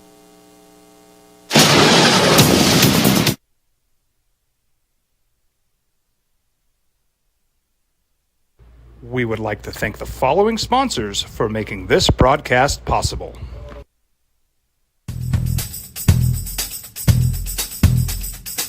International Protective Services is a proud supporter of ProView Sports and New Mexico Youth Athletics.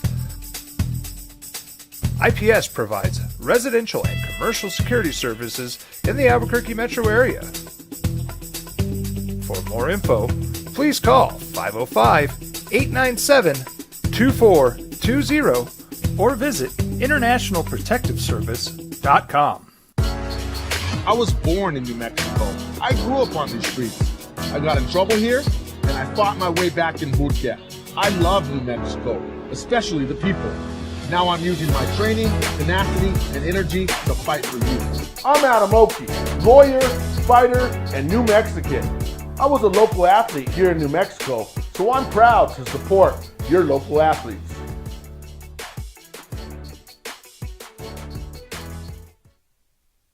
We would like to thank the following sponsors for making this broadcast possible.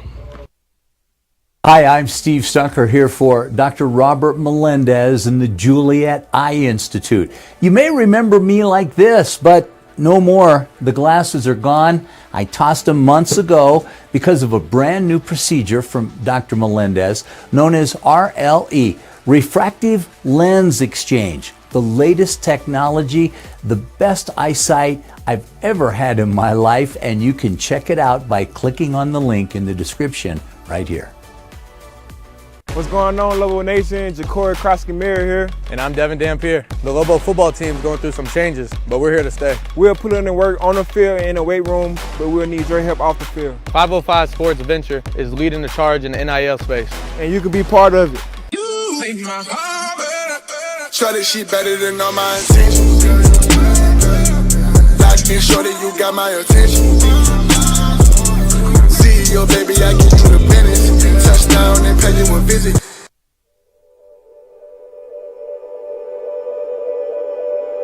We aren't all born with the same opportunities.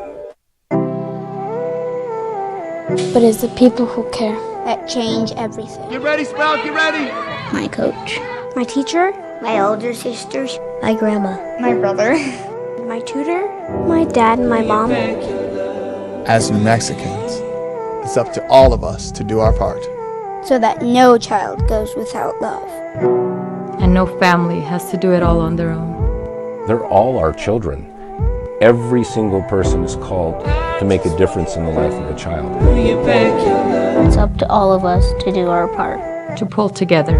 Pull together. Pull together. To make New Mexico the best place to be a kid.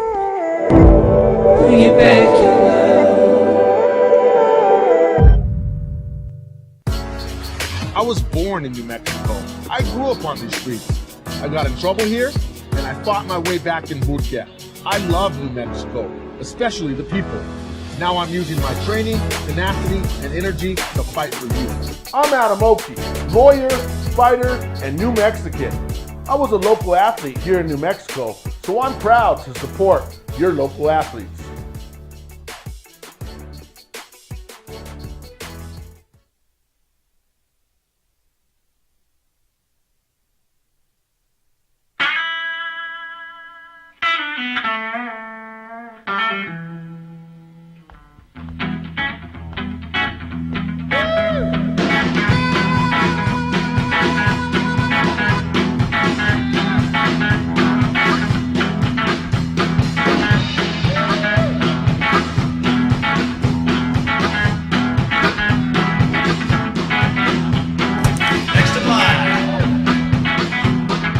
Rudy's is a proud supporter of ProView Networks. Hi, my name is Daniel Chavez, and this is my business partner, David Chavez. We are the owners of Indeed Safety. Indeed Safety is a local safety consulting company helping our clients with their safety needs for their projects. One of the things we pride ourselves as a construction safety company is helping our men and women in construction get home safe every day to their families. Indeed Safety is a proud supporter of ProView Network.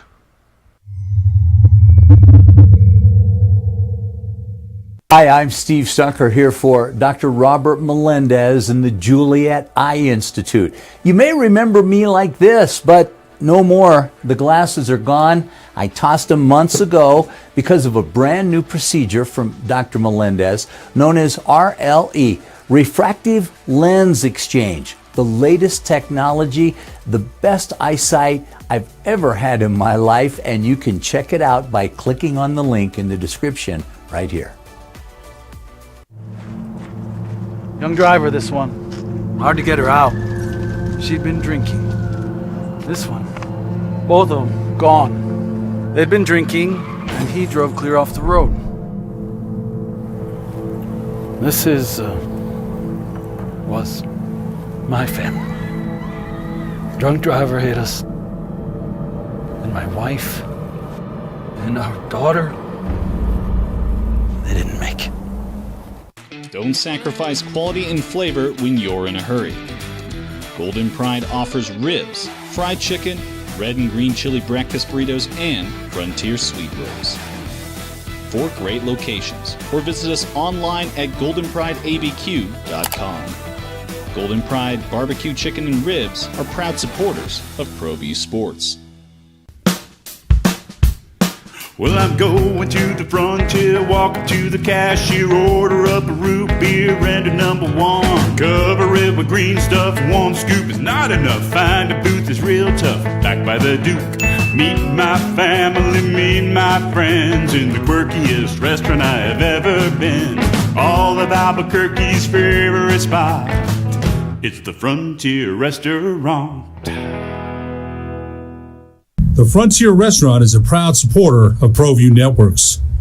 Teenagers love a party, especially during prom and graduation season. Often, alcohol is involved. Some parents think that hosting a party with alcohol in their home will keep the kids safe, but it's wrong and it's illegal. As a parent, to allow your teenagers' underage friends to consume alcohol on your property is a felony. Parents who host lose the most. Don't be a party to teenage drinking. This is a program of the Drug Free Action Alliance. For more information, go to burnco.gov/do-not-host.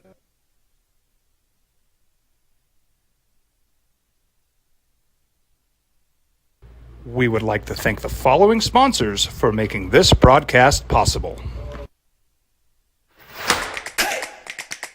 Albuquerque's leader in sports is ProView. From pros to prep, all your favorite action.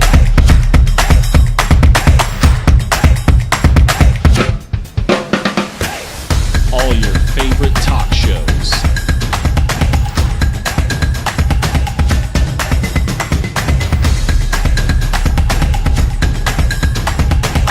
Find it on ProView Networks.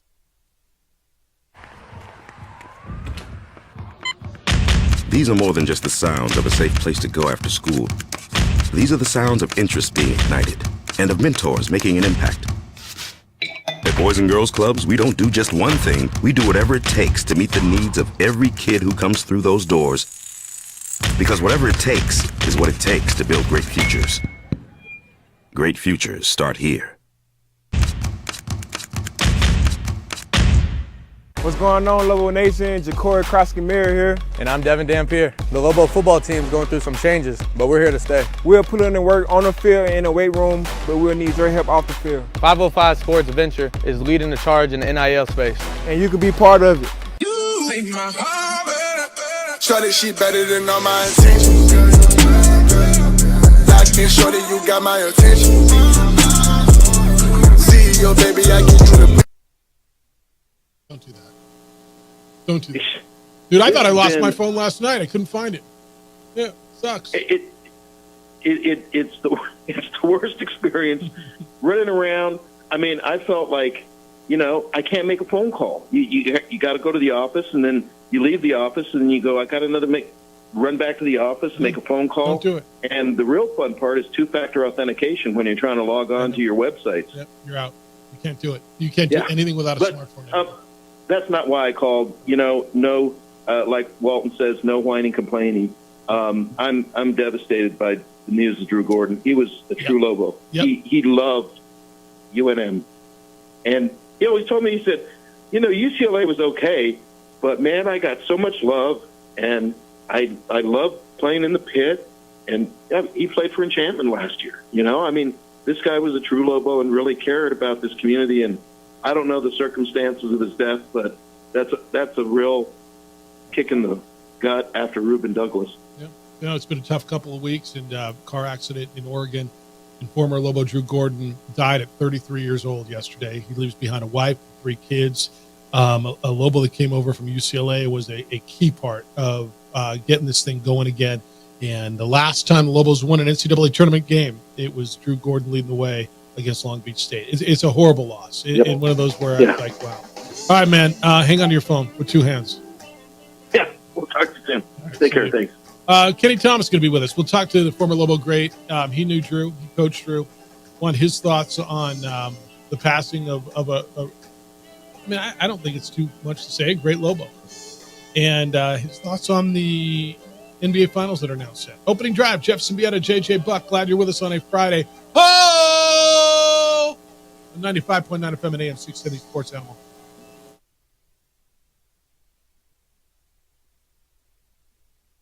We would like to thank the following sponsors for making this broadcast possible.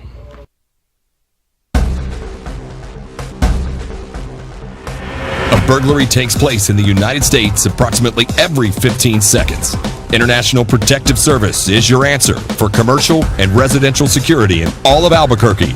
IPS will work with your monitoring company for fast, reliable response times. You can rest easy knowing you, your family, or your company is watched over by International Protective Service. Call International Protective Service today.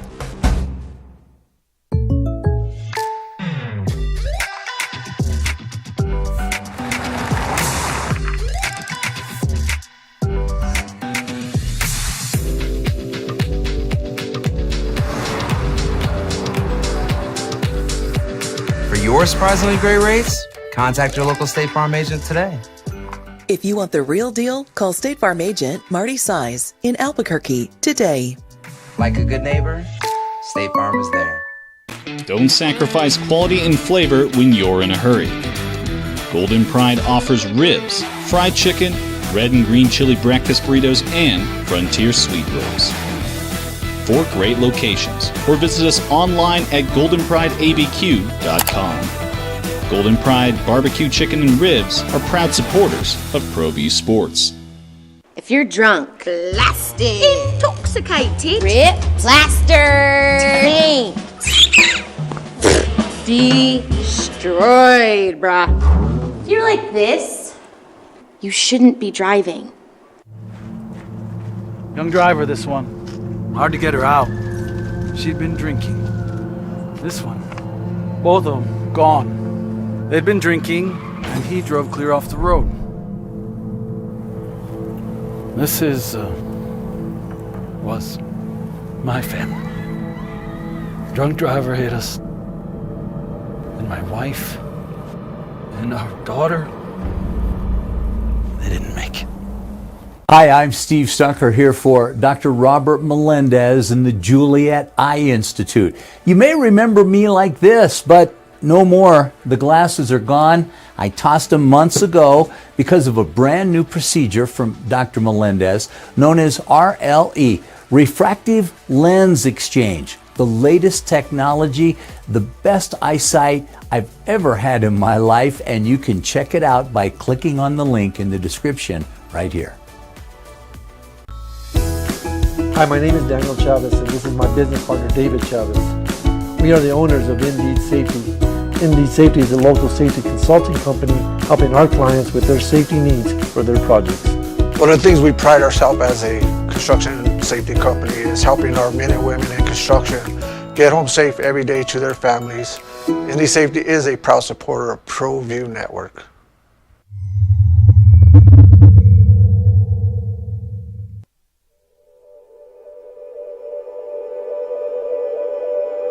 We aren't all born with the same opportunities. But it's the people who care that change everything. Get ready, Sprout, get ready! My coach, my teacher, my older sisters, my grandma, my brother, my tutor, my dad, and my mom. As New Mexicans, it's up to all of us to do our part. So that no child goes without love. And no family has to do it all on their own. They're all our children. Every single person is called to make a difference in the life of a child. It's up to all of us to do our part. To pull together. Pull together. Brought to you by Capital Ford. on 95.9 FM and AM 610. The Sports Animal.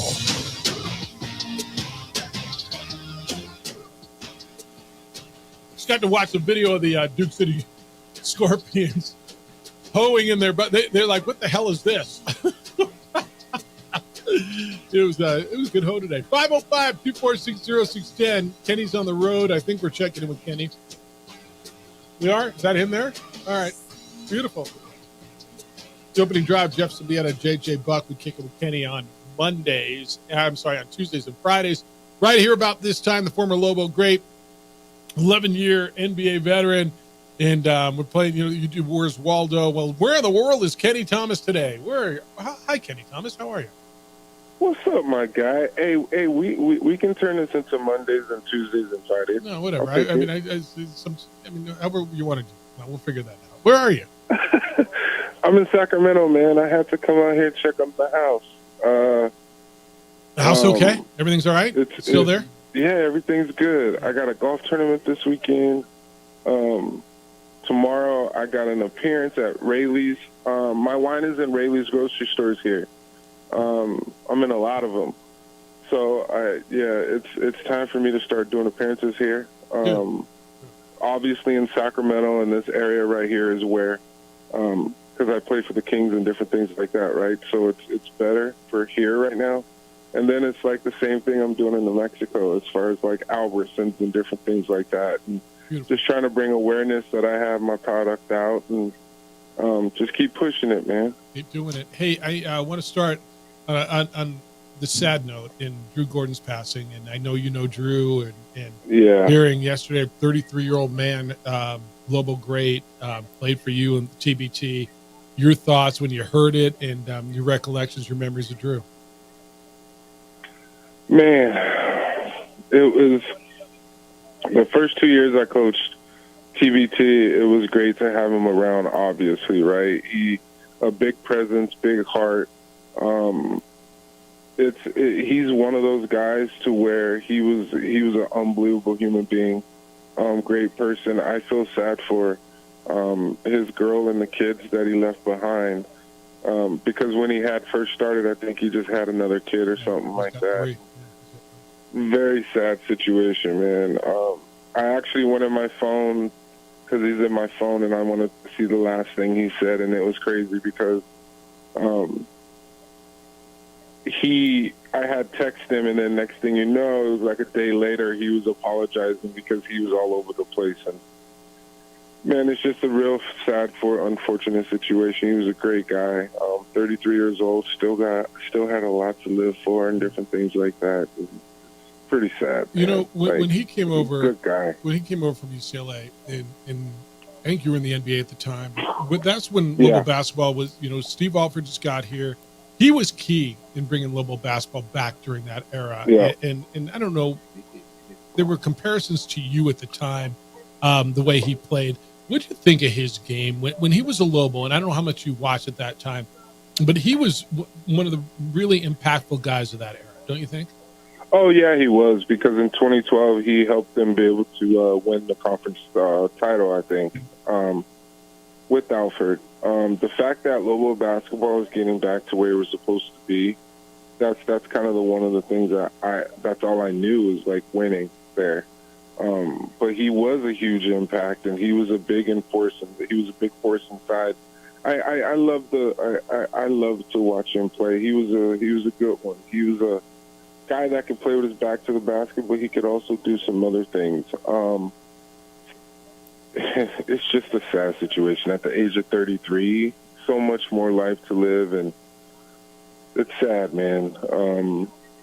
Drew was a good player. I was surprised that he transferred from UCLA. You know how that goes. Why would you leave UCLA to come to Mexico? But worked out. I'm happy he did. It worked out good for him, and this is where I might be joking sometimes, but this is where I make my jokes about, this is where numbers need to be retired for certain situations like this. But I don't know. That's my thoughts. But, Kenny Thomas. Yeah, he's Kenny Thomas. We're kicking it with Kenny here on the Sports Animal. Kenny, you talked about the interactions that you were able to have with him through the basketball tournament and putting that team together. What's it like to have that opportunity to be around the guys and see them kind of come back and get to play ball one more time? Man, that's a great question, JJ. It's amazing because being able to be around these guys. Obviously, I'm older than them. I was considering doing the whole player coach thing, not. But being around these guys, man, these group of guys that I'm going to be coaching this year, even this year in the last 3 years, they help put New Mexico basketball on the map or keep it on the map. And being able to be a part of basketball as far as like coaching, and with these guys, it's huge because they're representing the state of New Mexico, and we've gotten better every year. This is going to be my 4th year. Last year we made it to the Sweet 16. I feel like if we didn't, I would be very surprised, and I'm going to talk to B. Mace, if we didn't end up putting his number 33 like on our jerseys. I would be surprised if that didn't happen.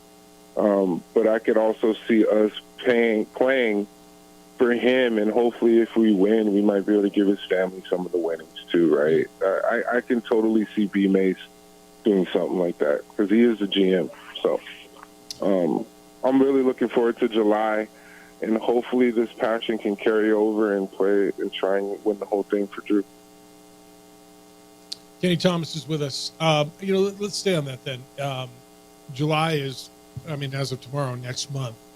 What kind of roster you got putting together? The TBT, as people know, the basketball tournament, it's the summer tournament. The winner gets $1 million. Teams get together. It's a lot of alumni teams. Last year, you won a couple of games. Craig Snow's coming back to coach. What kind of roster are you looking at? Yeah, Craig Snow's coming back to help me. We got Bryce Drew coming in. We got Scott Bamforth, who's coming back. Bryce Drew or Bryce Alford? Bryce Alford. Yeah, my bad. Yeah, I said Drew, my bad. Jesus. Right. I just want to make sure we're on the same page. I didn't hear that. He's coming, another UCLA guy. But then we got Mathis, who didn't play with us last year because he was with the Spurs trying to get ready for the NBA. We got a 7-footer that's supposed to be really long and agile that can run. We got some pieces, man, and I feel like last year we made it to the Sweet 16. I feel like we can go as deep as we want.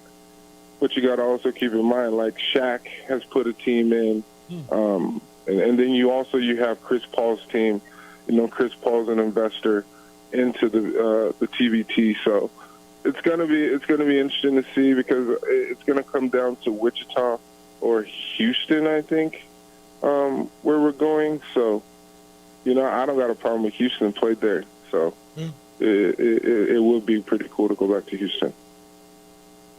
All right, we're going to take a break. When we come back, I want to get into the NBA. The finals are set. I want your thoughts on what we watched last night, for crying out loud, how that went down. And I want your thoughts. I'm going to ask you a little bit about what the Warriors are going to do in the offseason with Clay and some of the rumors out there. So Kenny Thomas is with us. We're going to kick it with Kenny. We'll continue on the other side on 95.9 FM and AM 610 Sports Hour.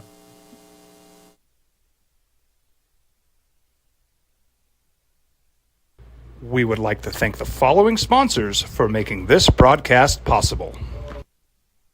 What's going on, Lobo Nation? Ja'Cory Krosky-Miller here. And I'm Devin Dampier. The Lobo football team is going through some changes, but we're here to stay. We'll put in the work on the field and in the weight room, but we'll need your help off the field. 505 Sports Venture is leading the charge in the NIL space. And you can be part of it. You make my heart better. Shorty, she better than all my intentions. Light-skinned shorty, you got my attention. CEO, baby, I get you the business. Touchdown and pay you a visit. I was born in New Mexico. I grew up on these streets. I got in trouble here, and I fought my way back in boot camp. I love New Mexico, especially the people. Now I'm using my training, tenacity, and energy to fight for you. I'm Adam Oki, lawyer, fighter, and New Mexican. I was a local athlete here in New Mexico, so I'm proud to support your local athletes.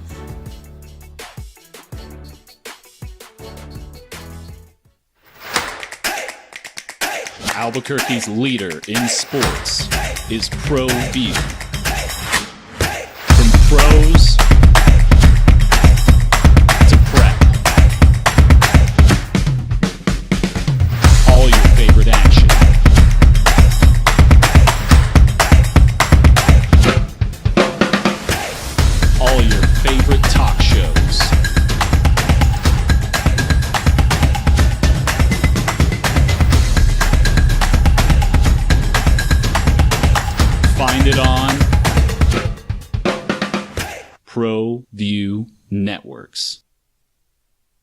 Teenagers love a party, especially during prom and graduation season. Often, alcohol is involved. Some parents think that hosting a party with alcohol in their home will keep the kids safe, but it's wrong and it's illegal. As a parent, to allow your teenagers' underage friends to consume alcohol on your property is a felony. Parents who host lose the most. Don't be a party to teenage drinking. This is a program of the Drug Free Action Alliance. For more information, go to burnco.gov/do-not-host. Hey, look! It's Dwight Goodman! Boom! This place is hot. Let's see if anyone needs my help. How about I drive you madman home, huh? I got this, Dwight. I'm the designated driver. Boom. Sweet. Does anyone need Dwight's help getting home tonight? No thanks, Romeo. I've got a taxi all lined up. Drive safe, Dwight. Boom! Boom!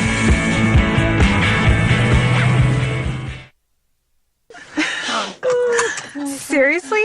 You expect me to drive while you aren't wearing seatbelts? What's the worst that can happen?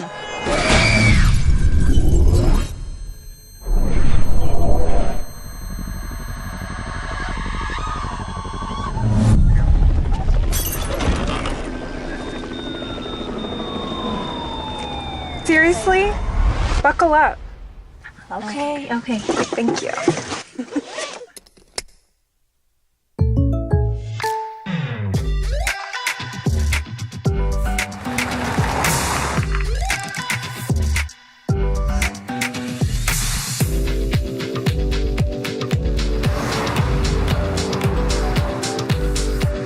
For your surprisingly great rates, contact your local State Farm agent today. If you want the real deal, call State Farm agent Marty Size in Albuquerque today. Like a good neighbor, State Farm is there. For your business or your home, Valley Fence stands alone. We're number one in New Mexico for a reason. It's the best fence you can own. Proudly serving New Mexico for over 50 years. At Valley Fence, the difference is clear. No fence too big, too small, or difficult. We handle them all at Valley Fence Company.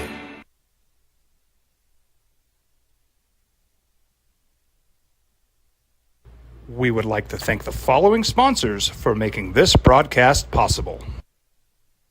610.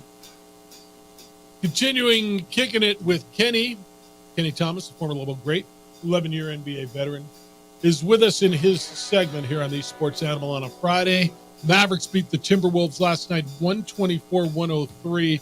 Close out the Western Conference final, 4-1. It'll be Dallas and Boston in the NBA Finals. What the hell did I watch last night? Holy smokes. I mean, that had to surprise you too, right? Oh yeah, without a doubt, man. It was very surprising. And Luka scored 20 points in the first quarter. It was unreal. And then how Kyrie and Luka scored or assisted on 92 of the 124 points that they had. That is unreal. And then you have Kyrie that comes out that ends up missing his first few shots, and then next thing you know, you got Luka coming out and he just takes over the game and he just starts knocking down deep threes. It was unreal. With Minnesota, I never thought that they would not have gotten into some kind of groove playing at home, but every single time Luka or a great play is made to where it just knocks the breath out of the Timberwolves, I was really surprised. Luka's 25 years old, and it feels like he's been around forever, but he's 25 years old and coming into his own. Yeah. And it's something else. I looked at it when some of these guys won their first championships, because we've talked about Anthony Edwards so much. He's 22. I think he's going to be fine. Kevin Durant was 28, almost 29 when he won his first. Michael Jordan was 28 years old when he won his first championship. He won, 6? LeBron's won 4. He was 27. Steph Curry was 27. Dwayne Wade was 24. I think there's a lot of time. How do you feel? Any different about Anthony Edwards now than you did, 2 weeks ago? No, I still feel the same way about Anthony. I feel like his endurance And I know it's a lot of heavy lifting because he's that guy, but it just seems like he was running out. He was running out of gas there towards the end.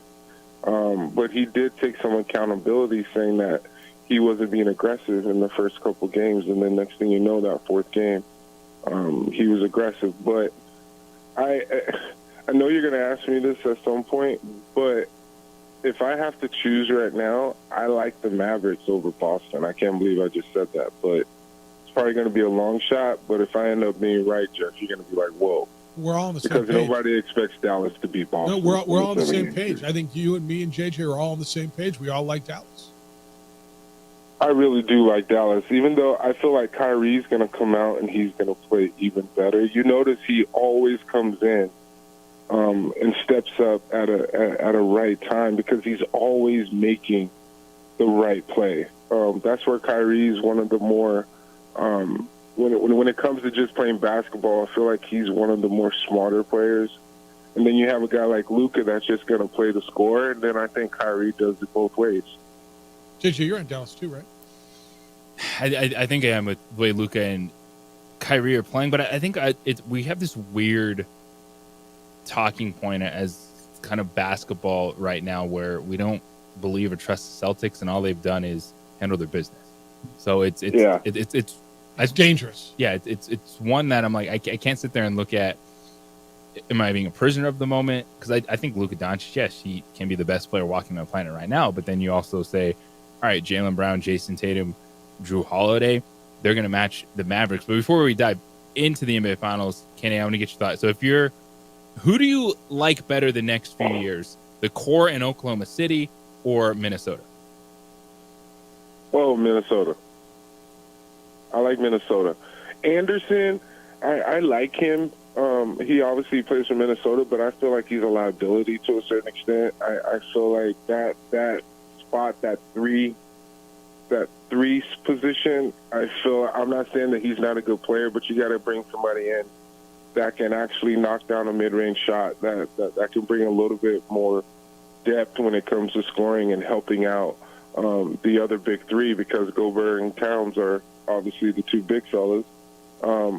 And then I think it'll take a lot of pressure off of Ant-Man. Collison, 16 years, I do see him coming back, and I think he just signed a new deal. But I like Minnesota better. Even though OKC is going to be pretty good, I just feel like Minnesota has more pieces right now. Kenny Thomas kicking it with Kenny on the Sports Animal. Hey, so on the Boston thing, I don't know what to make of it. What's more gets you more prepared, battle-tested or convincing series wins? Now, I know all the games against Indiana were close, but Boston just played a series of 5 games in 4. Dallas has gone through the defending champions. They went through the Clippers. That was a long series. And then, a tough series with Minnesota. Yeah. What gets you ready? Like, it's that whole rest versus rust thing. What gets you more prepared? Having to go through a gauntlet and I don't think Boston's path was easy, but certainly it wasn't what Dallas went. That's a great question, man, because if you think about Dallas, how they got there, obviously they had to play more games, right? And they had to play some better. I wouldn't say that Dallas played better competition over Boston to get to where they are, because I feel like obviously the Western Conference is a little bit tougher than the Eastern Conference, right? But Dallas playing in a groove, playing good. That's why I'm picking them right now. Not that Boston hasn't been playing great ball, but having X amount of days off could be good because you're getting anxious, right? And then you're not in the same flow. It could take Boston a minute to come out and get going. But they're both going to have a week off, Kenny. They're like Dallas has a week off now too. They're both going to have at least a week off. Yeah, on top of because the first game is not until the 6th, right? Yes. So having time off could be good or it could be bad. It all just kind of depends on how you come out. That's the unique thing about the NBA, because it's the best, right? And I do feel like there is going to be at least 1 or 2 blowouts, and I think it's going to happen on both sides. Boston, obviously, if Dallas can come out and play some pretty good defense, which I think Dallas is the better defending team, especially with Likely back playing in the middle for Dallas, I think it's going to be a huge upside for Dallas as far as being able to come out, and hopefully Dallas can take it to like 6 or 7 games. What do you expect if Kristaps Porzingis gets back in the lineup for the Celtics? As you mentioned, He's Derek non-existent. Man, that guy's always hurt, man. Obviously, he's a threat. I see him more of a threat when it comes to perimeter, JJ. He's not a big post-up guy like that, but I feel like Boston is going to play better without him. I honestly think so. I don't want to say he's a liability, but he's always hurt. Yeah, but when he's healthy, man, he makes a difference.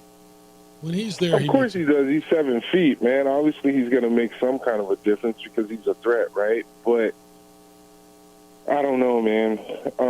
I still can see Dallas taking them down, even if he is back. We'll go somewhere else. What do the Warriors do with Klay? There's a story in Sports Illustrated today that Klay is preparing to go somewhere else. He's 34 years old, could be an unrestricted free agent. JJ and I both agree, while he's valuable, you can't give him a max. He's just not at that point. I think he probably realizes that. Does he end up with the Warriors? And then there's another report today that the Warriors want to go out and try to trade for Jimmy Butler. Like, what do the Warriors need if they're going to try to milk another run out of a 36-year-old Steph Curry? Well, first off, I don't think Jimmy Butler's the answer for the Warriors. Okay. To be honest, I really feel like Klay is the answer. The thing that you said is, one of the things you said is Klay's not a max guy, obviously, right? Obviously, Klay wants as much as he can.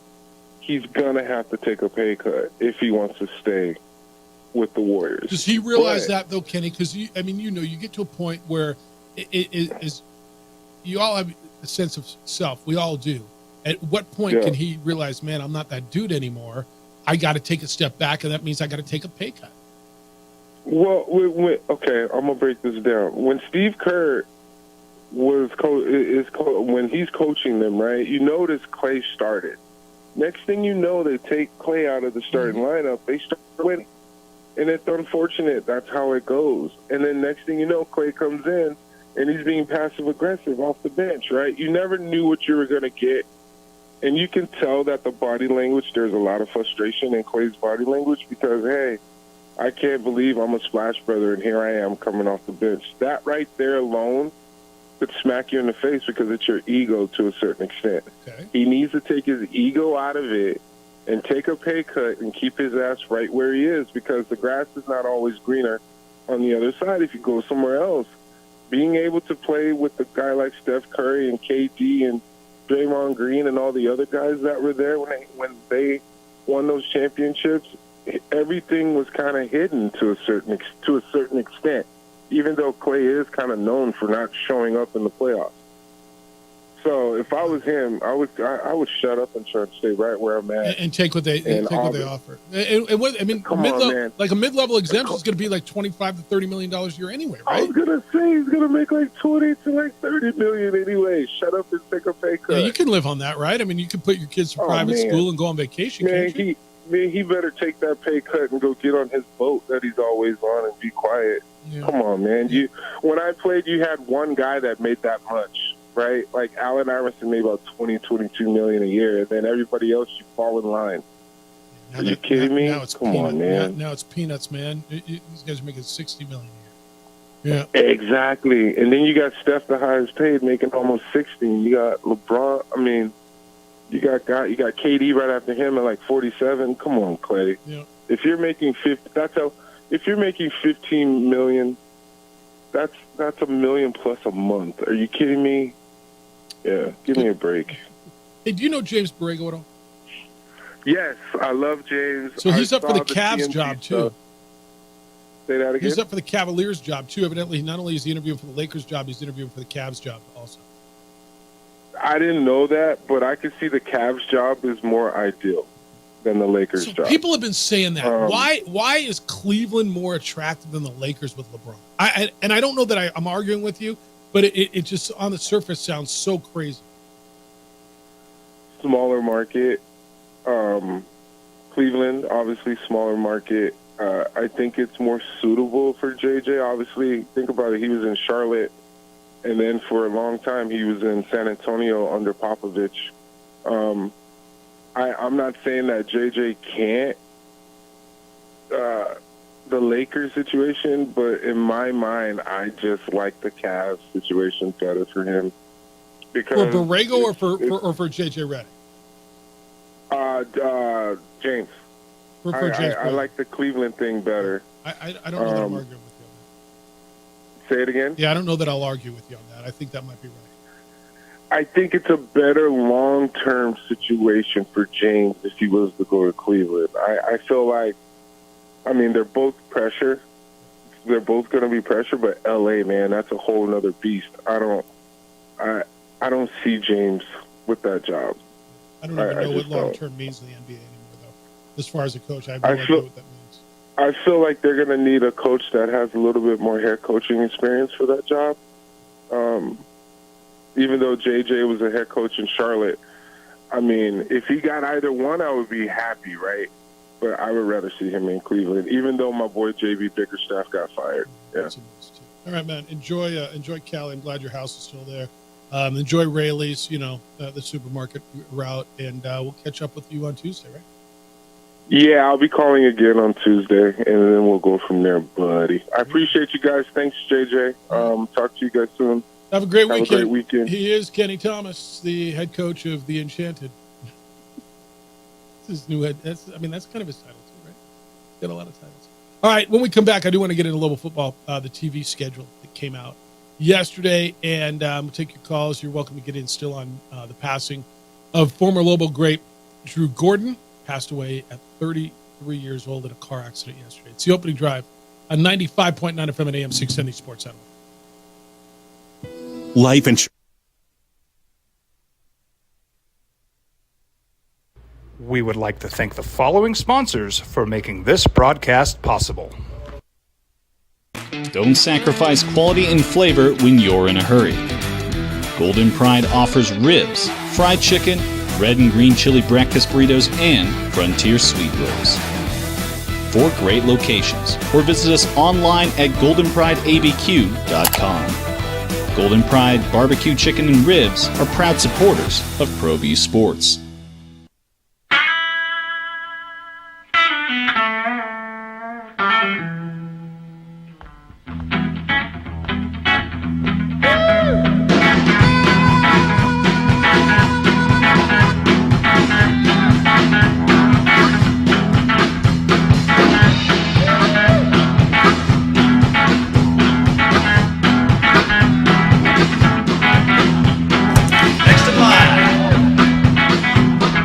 Rudy's is a proud supporter of ProView Networks. International Protective Services is a proud supporter of ProView Sports and New Mexico Youth Athletics. IPS provides residential and commercial security services in the Albuquerque metro area. For more info, please call 505-897-2420 or visit internationalprotectiveservice.com.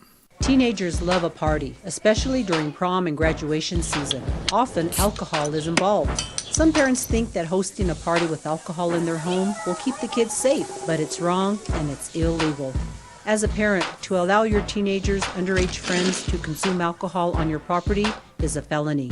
Parents who host lose the most. Don't be a party to teenage drinking. This is a program of the Drug Free Action Alliance. For more information, go to burnco.gov/do-not-host. We here at Clark's Pet Emporium welcome you to bring in your pets. We know that having your pet with you makes the experience of shopping for them even better.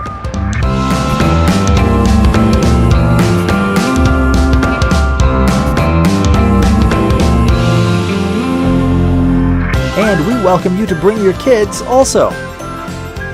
Clark's Pet Emporium, your pet's second best friend. We would like to thank the following sponsors for making this broadcast possible. What's going on, Lobo Nation? Ja'Cory Krosky-Miller here. And I'm Devin Dampier. The Lobo football team's going through some changes, but we're here to stay. We'll put in the work on the field and in the weight room, but we'll need your help off the field. 505 Sports Venture is leading the charge in the NIL space. And you can be part of it.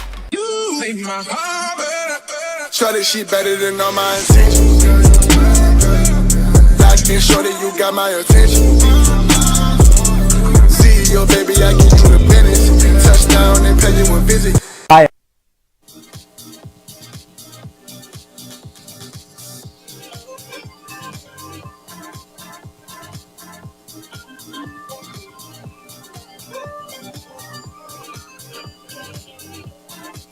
All right. Where are you going to watch the Lobos? Where are you not going to watch the Lobos? Through the Mountain West Conference football television schedule. What package you need to get. 505-246-0610. Cleveland Mike, you're on the Sports Animal. What's up, Mike? Hey, how you guys doing? Good morning to you guys. Good morning. So I actually, I was calling in because, first of all, I want to say, R.I.P. Drew Gordon, one of my favorite Lobos of all time. Yeah, that's sad, man. Two of my favorite Lobos recently. But yeah, so, prayers to him and his family. I wanted to ask you guys if you guys saw this thing with Luka drinking a beer, and I think it was like Mike Finley or whatever, the VP of the Dallas Mavericks, like taking the beer from him and like totally being, I don't know, it was weird. Did you guys see that? JJ, you saw it? Yes, I did. Luka was standing in a hallway. It's like he's enjoying a cold one after the game, and then Finley just kind of comes up, looks like he's going to shake his hand, just grabs the beer, and casually walks away. What the hell? Well, he dabs Luka's dad, then looks back at Luka like, "What are you going to say?" And then doesn't even dab him up and just walks away. Like if you see if you see that clip, it's just weird. And even Luka like does like a shrug, like whatever, I don't care. I don't know. I just thought it was kind of weird. I don't know if you guys had seen that. I didn't see it. So basically, you shouldn't be drinking a beer on TV or what? Like we shouldn't know that Luka Doncic has a beer? I mean, that's one of the biggest games of his life that he won. I know it's not time to celebrate, and I know that they still have a job to do, but I mean, come on, man. You can't have dude's 25 years old. He can't have a beer with his dad after winning the West Finals, Yeah, it's kind of crazy to me. I know there was a big story on NFL teams and beer and alcohol on the planes, and they can't have that. But, so, dude, I mean, it used to be all the time. If you walked into a Major League clubhouse after any game, they were having beers all the time. I'm old enough to be in those clubhouses. I didn't see that. That's kind of crazy to me. It's weird, man. If you get a chance to look at that, and all the listeners, get a chance to look that up, and I'm sure you can find it anywhere. But it's pretty weird.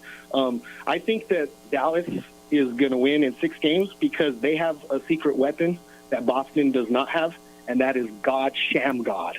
Trust me on that. And one more thing, guys. I don't know if you guys talked about this today. I kind of started listening a little bit late, but I don't know if you guys heard about the dealer at Sandia Poker that won a World Series of Poker bracelet yesterday. Did not see that either. Damn, you're killing me. Yeah, the first World Series of Poker bracelet given in 2024. The guy is my buddy, and he works at Sandia. He's one of the. He's a dealer, but he also runs the room sometimes. But his name is Placido Garcia, and congrats to him because he won a WSOP bracelet yesterday, and I mean, I want to say he's one of the first people from Albuquerque, maybe, Could be. All right, man. No, I appreciate it. Don't be a stranger. See you. Okay, thank you very much. Placido Garcia was that's a big deal to win one of those things. And you get paid. All right. You see the Mountain West Conference TV schedule come out yesterday? Lobos will not be on CBS Sports Network. They are the only Mountain West team to not appear on CBS Sports Network. They will be on Fox 3 times. The opener against Montana State will be on Fox. The home game on September 21st against Fresno. No, that's not right. Their home game on November 8th against San Diego State. And that's not even a home game. That's on the road. And the, where's the other one? The Washington State game at home. So 2 home games out of their 5 will be on Fox channels, FS1 most likely. The Arizona game will be on ESPN. The Auburn game will be on ESPN2 or ESPNU. And the rest of them, New Mexico State will be on ESPN Plus. And the rest of them appear to be on the Mountain West Network. So home game against Fresno State. The home game against Air Force. Road games, Utah State, Colorado State, home game against Wyoming. And the final game, I'm not sure where you're going to find the Hawaii. Look, this is what happens when you're 2-10 and your over-unders your projected win totals are 1.5. And as the networks were doing their draft, and I'm in the room, but it's what they do. They pick what games they want. You're not the most attractive team on the board, and I don't know if there's a rule that each team has to be on X number of times, but until you go out and prove yourself to be something that people want to watch, that's what's going to happen. It's a bummer. It's unfortunate. Maybe that means George and I get a few extra games. I don't know. Does it surprise you at all? Because it did me a little bit. I'm not. It did. I figured more than 3 of their 7 conference games would be on, 8 conference games. Well, the Hawaii one is always not going to be on anything out there. On the road. Yeah, out there. Right. So, and 2 of them are home games, Air Force and Wyoming and Fresno State. So actually 3 of those. Is Air Force on there? Mm-hmm. I guess I missed the Air Force. But I mean, of games that are in Albuquerque, well, they don't have a. Yeah, I don't. You see the Air Force game on there? For what? On TV? No, that's all I said. Okay. I said 3 of those games are not on TV. Okay. They're home games. Hopefully they're good enough that you will want to buy a ticket to go watch. Yeah, I misunderstood. Yeah, so again, road game at San Diego State, home games against Washington State and Montana State are on the Fox family of networks. No games. They're the only Mountain West team to not appear on CBS Sportsnet. And there's a full slate on there. I mean, every weekend and there's a full slate, and you look at the 7:30 games, and San Diego State kind of dominates in that late window quite a bit.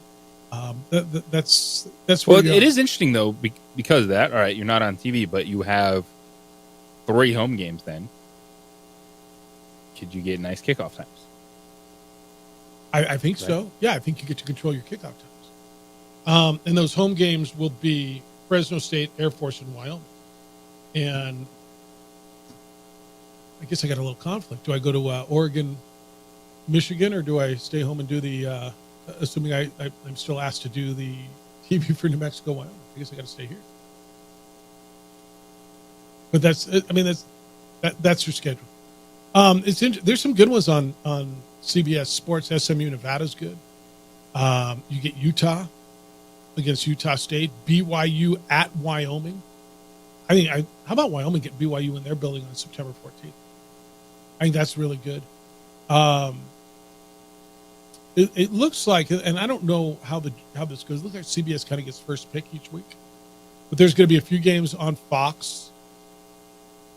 Oregon State, Boise State on November 29th will be on Big Boy Fox. CBS, Channel 13, UCLA, Hawaii, Colorado State, Navy Air Force, and Stanford versus San Jose State. Those will all be over the air on CBS. So that's really cool. It's more and more exposure each year. But that's your TV schedule that came out.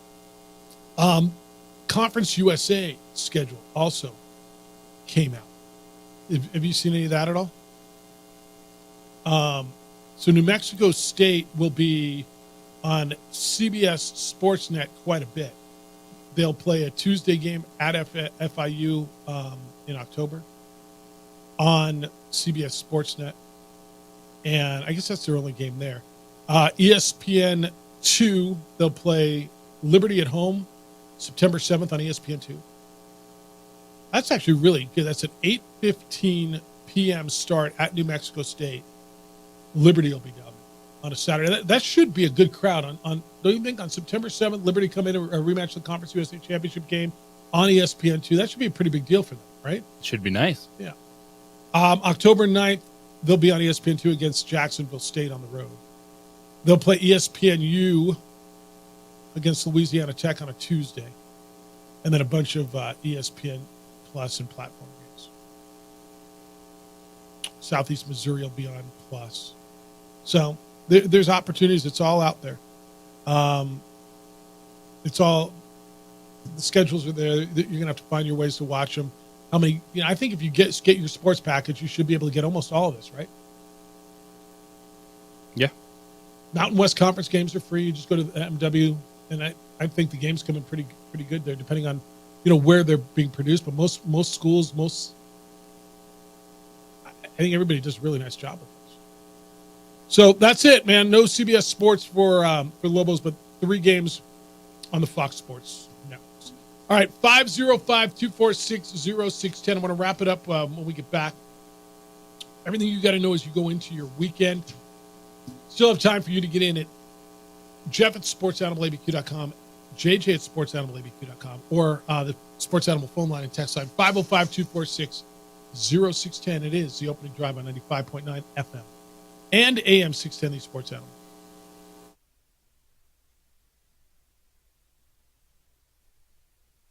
We would like to thank the following sponsors for making this broadcast possible.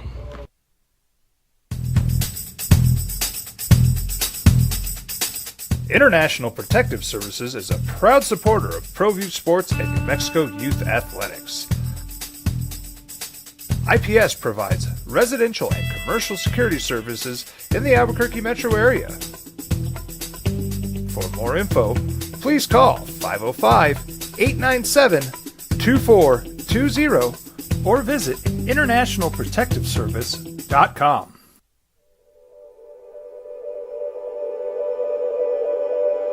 We aren't all born with the same opportunities. But it's the people who care that change everything. Get ready, Sprout, get ready! My coach. My teacher. My older sisters. My grandma. My brother. My tutor. My dad and my mom. As New Mexicans, it's up to all of us to do our part. So that no child goes without love. And no family has to do it all on their own. They're all our children. Every single person is called to make a difference in the life of a child. It's up to all of us to do our part. To pull together. Pull together. Pull together. To make New Mexico the best place to be a kid.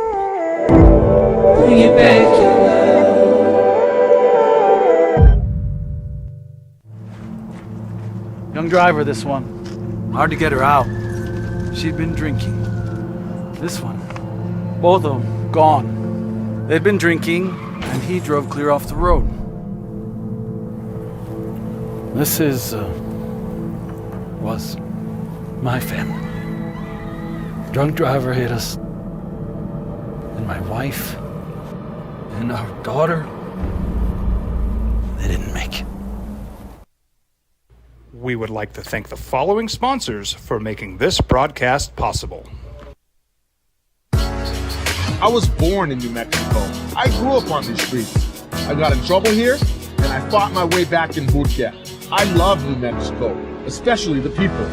Now I'm using my training, tenacity, and energy to fight for you. I'm Adam Oki, lawyer, fighter, and New Mexican. I was a local athlete here in New Mexico, so I'm proud to support your local athletes.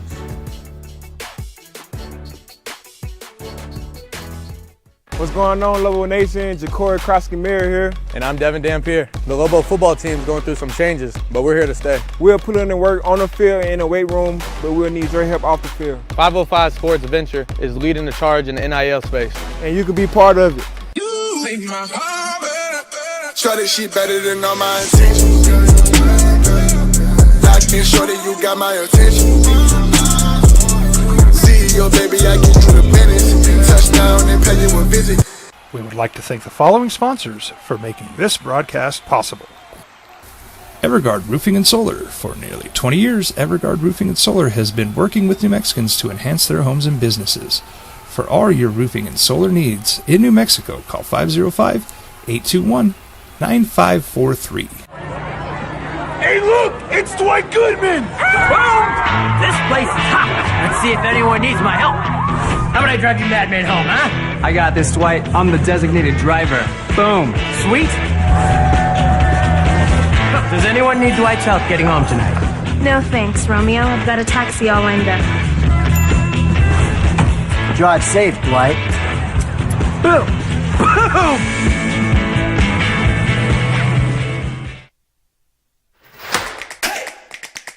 Albuquerque's leader in sports is ProView. From pros to prep, all your favorite action.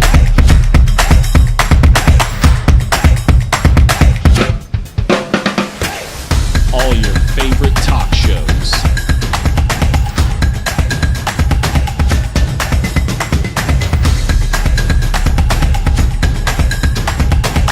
Find it on ProView Networks. Appreciate you. 505-246-0610 is how to get here. 505-246-0610. What do you got to know as you go into the weekend? You got to know that the NBA Finals are set. Mavericks beat the Wolves last night, 124-103 in Minneapolis. They take the series 4 games to 1. Luka Doncic was out of his tree. 20 points in the first quarter, 36 overall. Kyrie Irving added 36. That would be 72 of their 124. They rolled past the Wolves and into the NBA Finals where they'll play the Celtics. It'll start next Thursday. Sad news, and around here, I think this is what a lot of people are going to be talking about, and rightfully so. The passing of former Lobo basketball standout Drew Gordon. He was killed in a car accident in Oregon yesterday. 33 years old, leaves behind a wife and 3 children. Drew was pivotal in some of those Steve Alford basketball teams and was a key component of the last Lobo team to win a game in the NCAA tournament back in 2012. They beat Long Beach State. And so a lot of people will be talking about that, and rightfully so. All right, 505-246-0610. There are a couple things I still have here. You want to go NFL? No. All right, I want to hit this. Shiloh Sanders, Deion's son. Did you see he filed for bankruptcy? He's got over $11 million worth of debt. I want you to think about that for a second. That's not the quarterback. No. This is the other one. The defensive back. $11 million in debt. He filed for bankruptcy. USA is reporting this. It was filed in Colorado's bankruptcy code. He's on the hook for $11.3 million stemming from an incident in March of 2022. It was a civil trial. And it's a high school incident where he allegedly assaulted a security guard. And according to the complaint, this is, again, back in 2016 and 15. So Sanders was 15 at the time. He assaulted this security guard named John Darjean, allegedly. Shiloh wouldn't turn over his cell phone. Court documents claim that Shiloh Sanders slammed his elbow into Darjean's chest and continued to hit Darjean after he fell. Darjean was taken to the hospital in an ambulance, sustained severe and permanent injuries, including a broken neck, damage to his cervical spine, permanent neurological injuries, and irreversible incontinence. According to the suit, Deion and his wife were included in the lawsuit. Eventually, they were dropped from it. They won the summary judgment, and this is where it is. They missed a date in court. $11 million in debt, and he's a 22-year-old young man. They claimed he made $193,000, mostly from NIL last year. This is just a startler when you look at it. And I'm not even going to sit here and pretend is this a guy who saw money or is this legit? But obviously they litigated this and there's something to it. So you're going to hear about that. I read this headline. Drew Brees says he would have played 3 more NFL seasons if not for his right arm injuries. Well, okay. I read that one. I'm like, oh, okay, but a quarterback needs his right arm. When you read that headline, what did you think? He was 40 years old anyway. I don't know what to make of it. Like, yeah, I would have, you know what? I would have played 10 more years, had a leg not snapped in half. Like, okay. Yeah. It happened and it ended. And I guess what Drew was getting at is he feels like he wasn't able to go out on his own terms. Okay. Like, he was told it was over by his body as opposed to him being able to say, all right, I'm done. I mean, welcome to 95% of professional athletes, right? Most of the athletes retire because their body tells them you're done.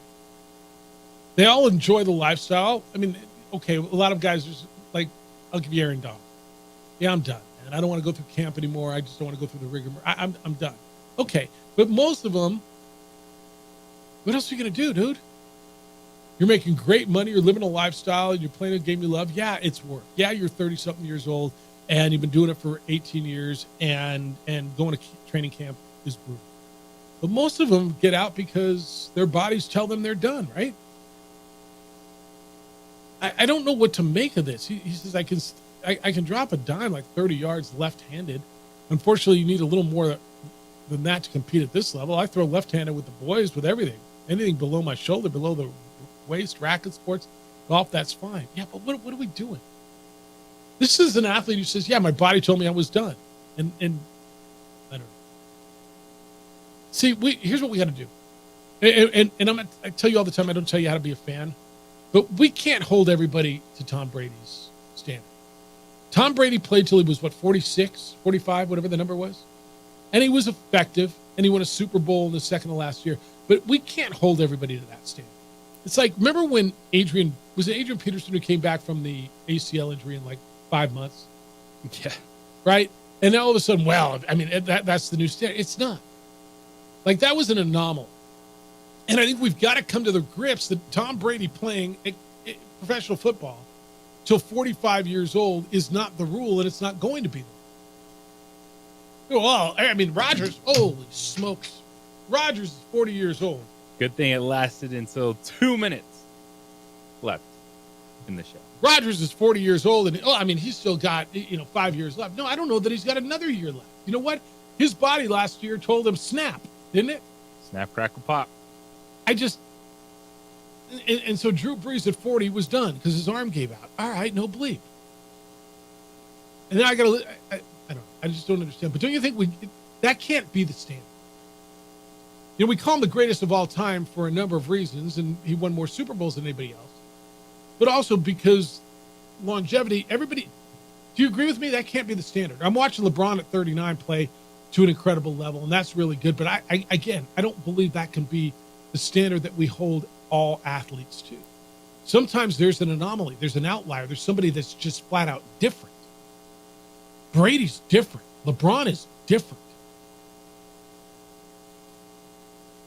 Yes. This, when you're at the end, the only thing you can think of is, like, he didn't get to say it was over. It was his body. That's a bummer, man. Yeah, that's a part of being an athlete. That's what's going to give out on you. That's why you only play these sports until a certain age. Let me tell you, it's not even just part of being an athlete. It's part of being a pro. I mean, did Mike Roberts get to go out on his own terms? Right? The legendary broadcaster.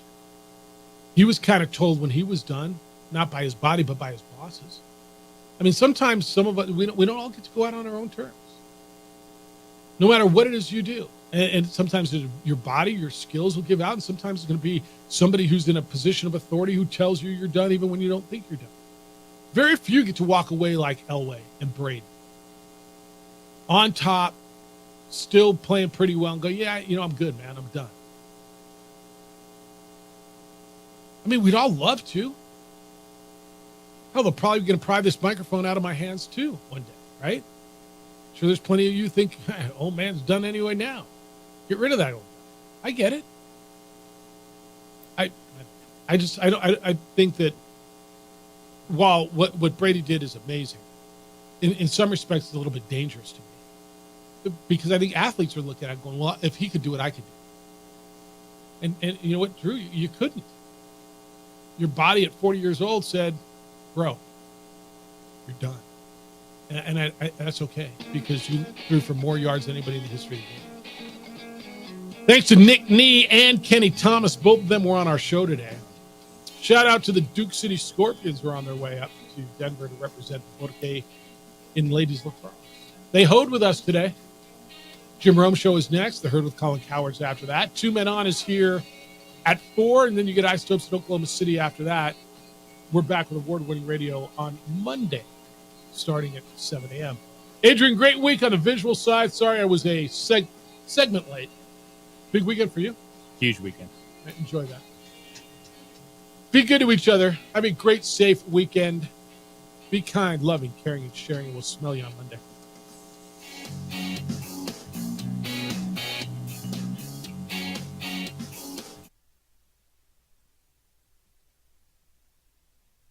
Teenagers love a party, especially during prom and graduation season. Often, alcohol is involved. Some parents think that hosting a party with alcohol in their home will keep the kids safe, but it's wrong and it's illegal.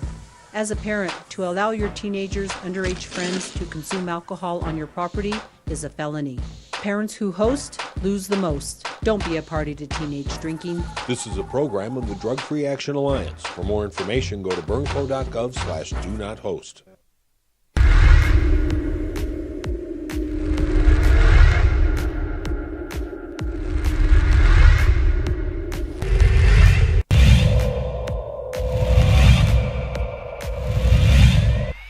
Mitch, there's a line drive right at the shortstop for out number 3.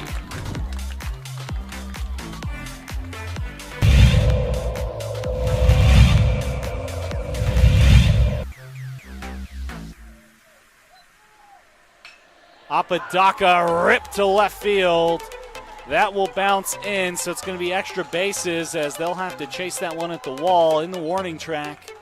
Flipped up, there's no play at home. So it's an RBI double for Andrew Apodaca.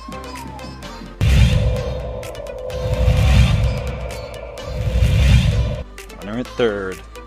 High leverage spot. Can Chavez keep the tie? No, that's going to be cracked into left field. It's a base hit as Love puts the Sandia Matadors ahead for the first time today.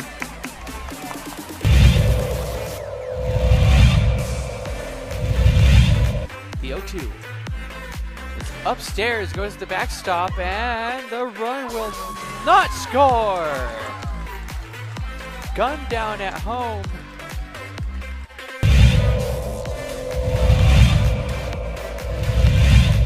Chavez rocks and fires. Ahmed, that's going to be an RBI for Ahmed as that one right through the gap in right center. Petrie will scoop that one, and it's looking like a triple as Ahmed plugs into third base, and what a way to score that run for the Matadors.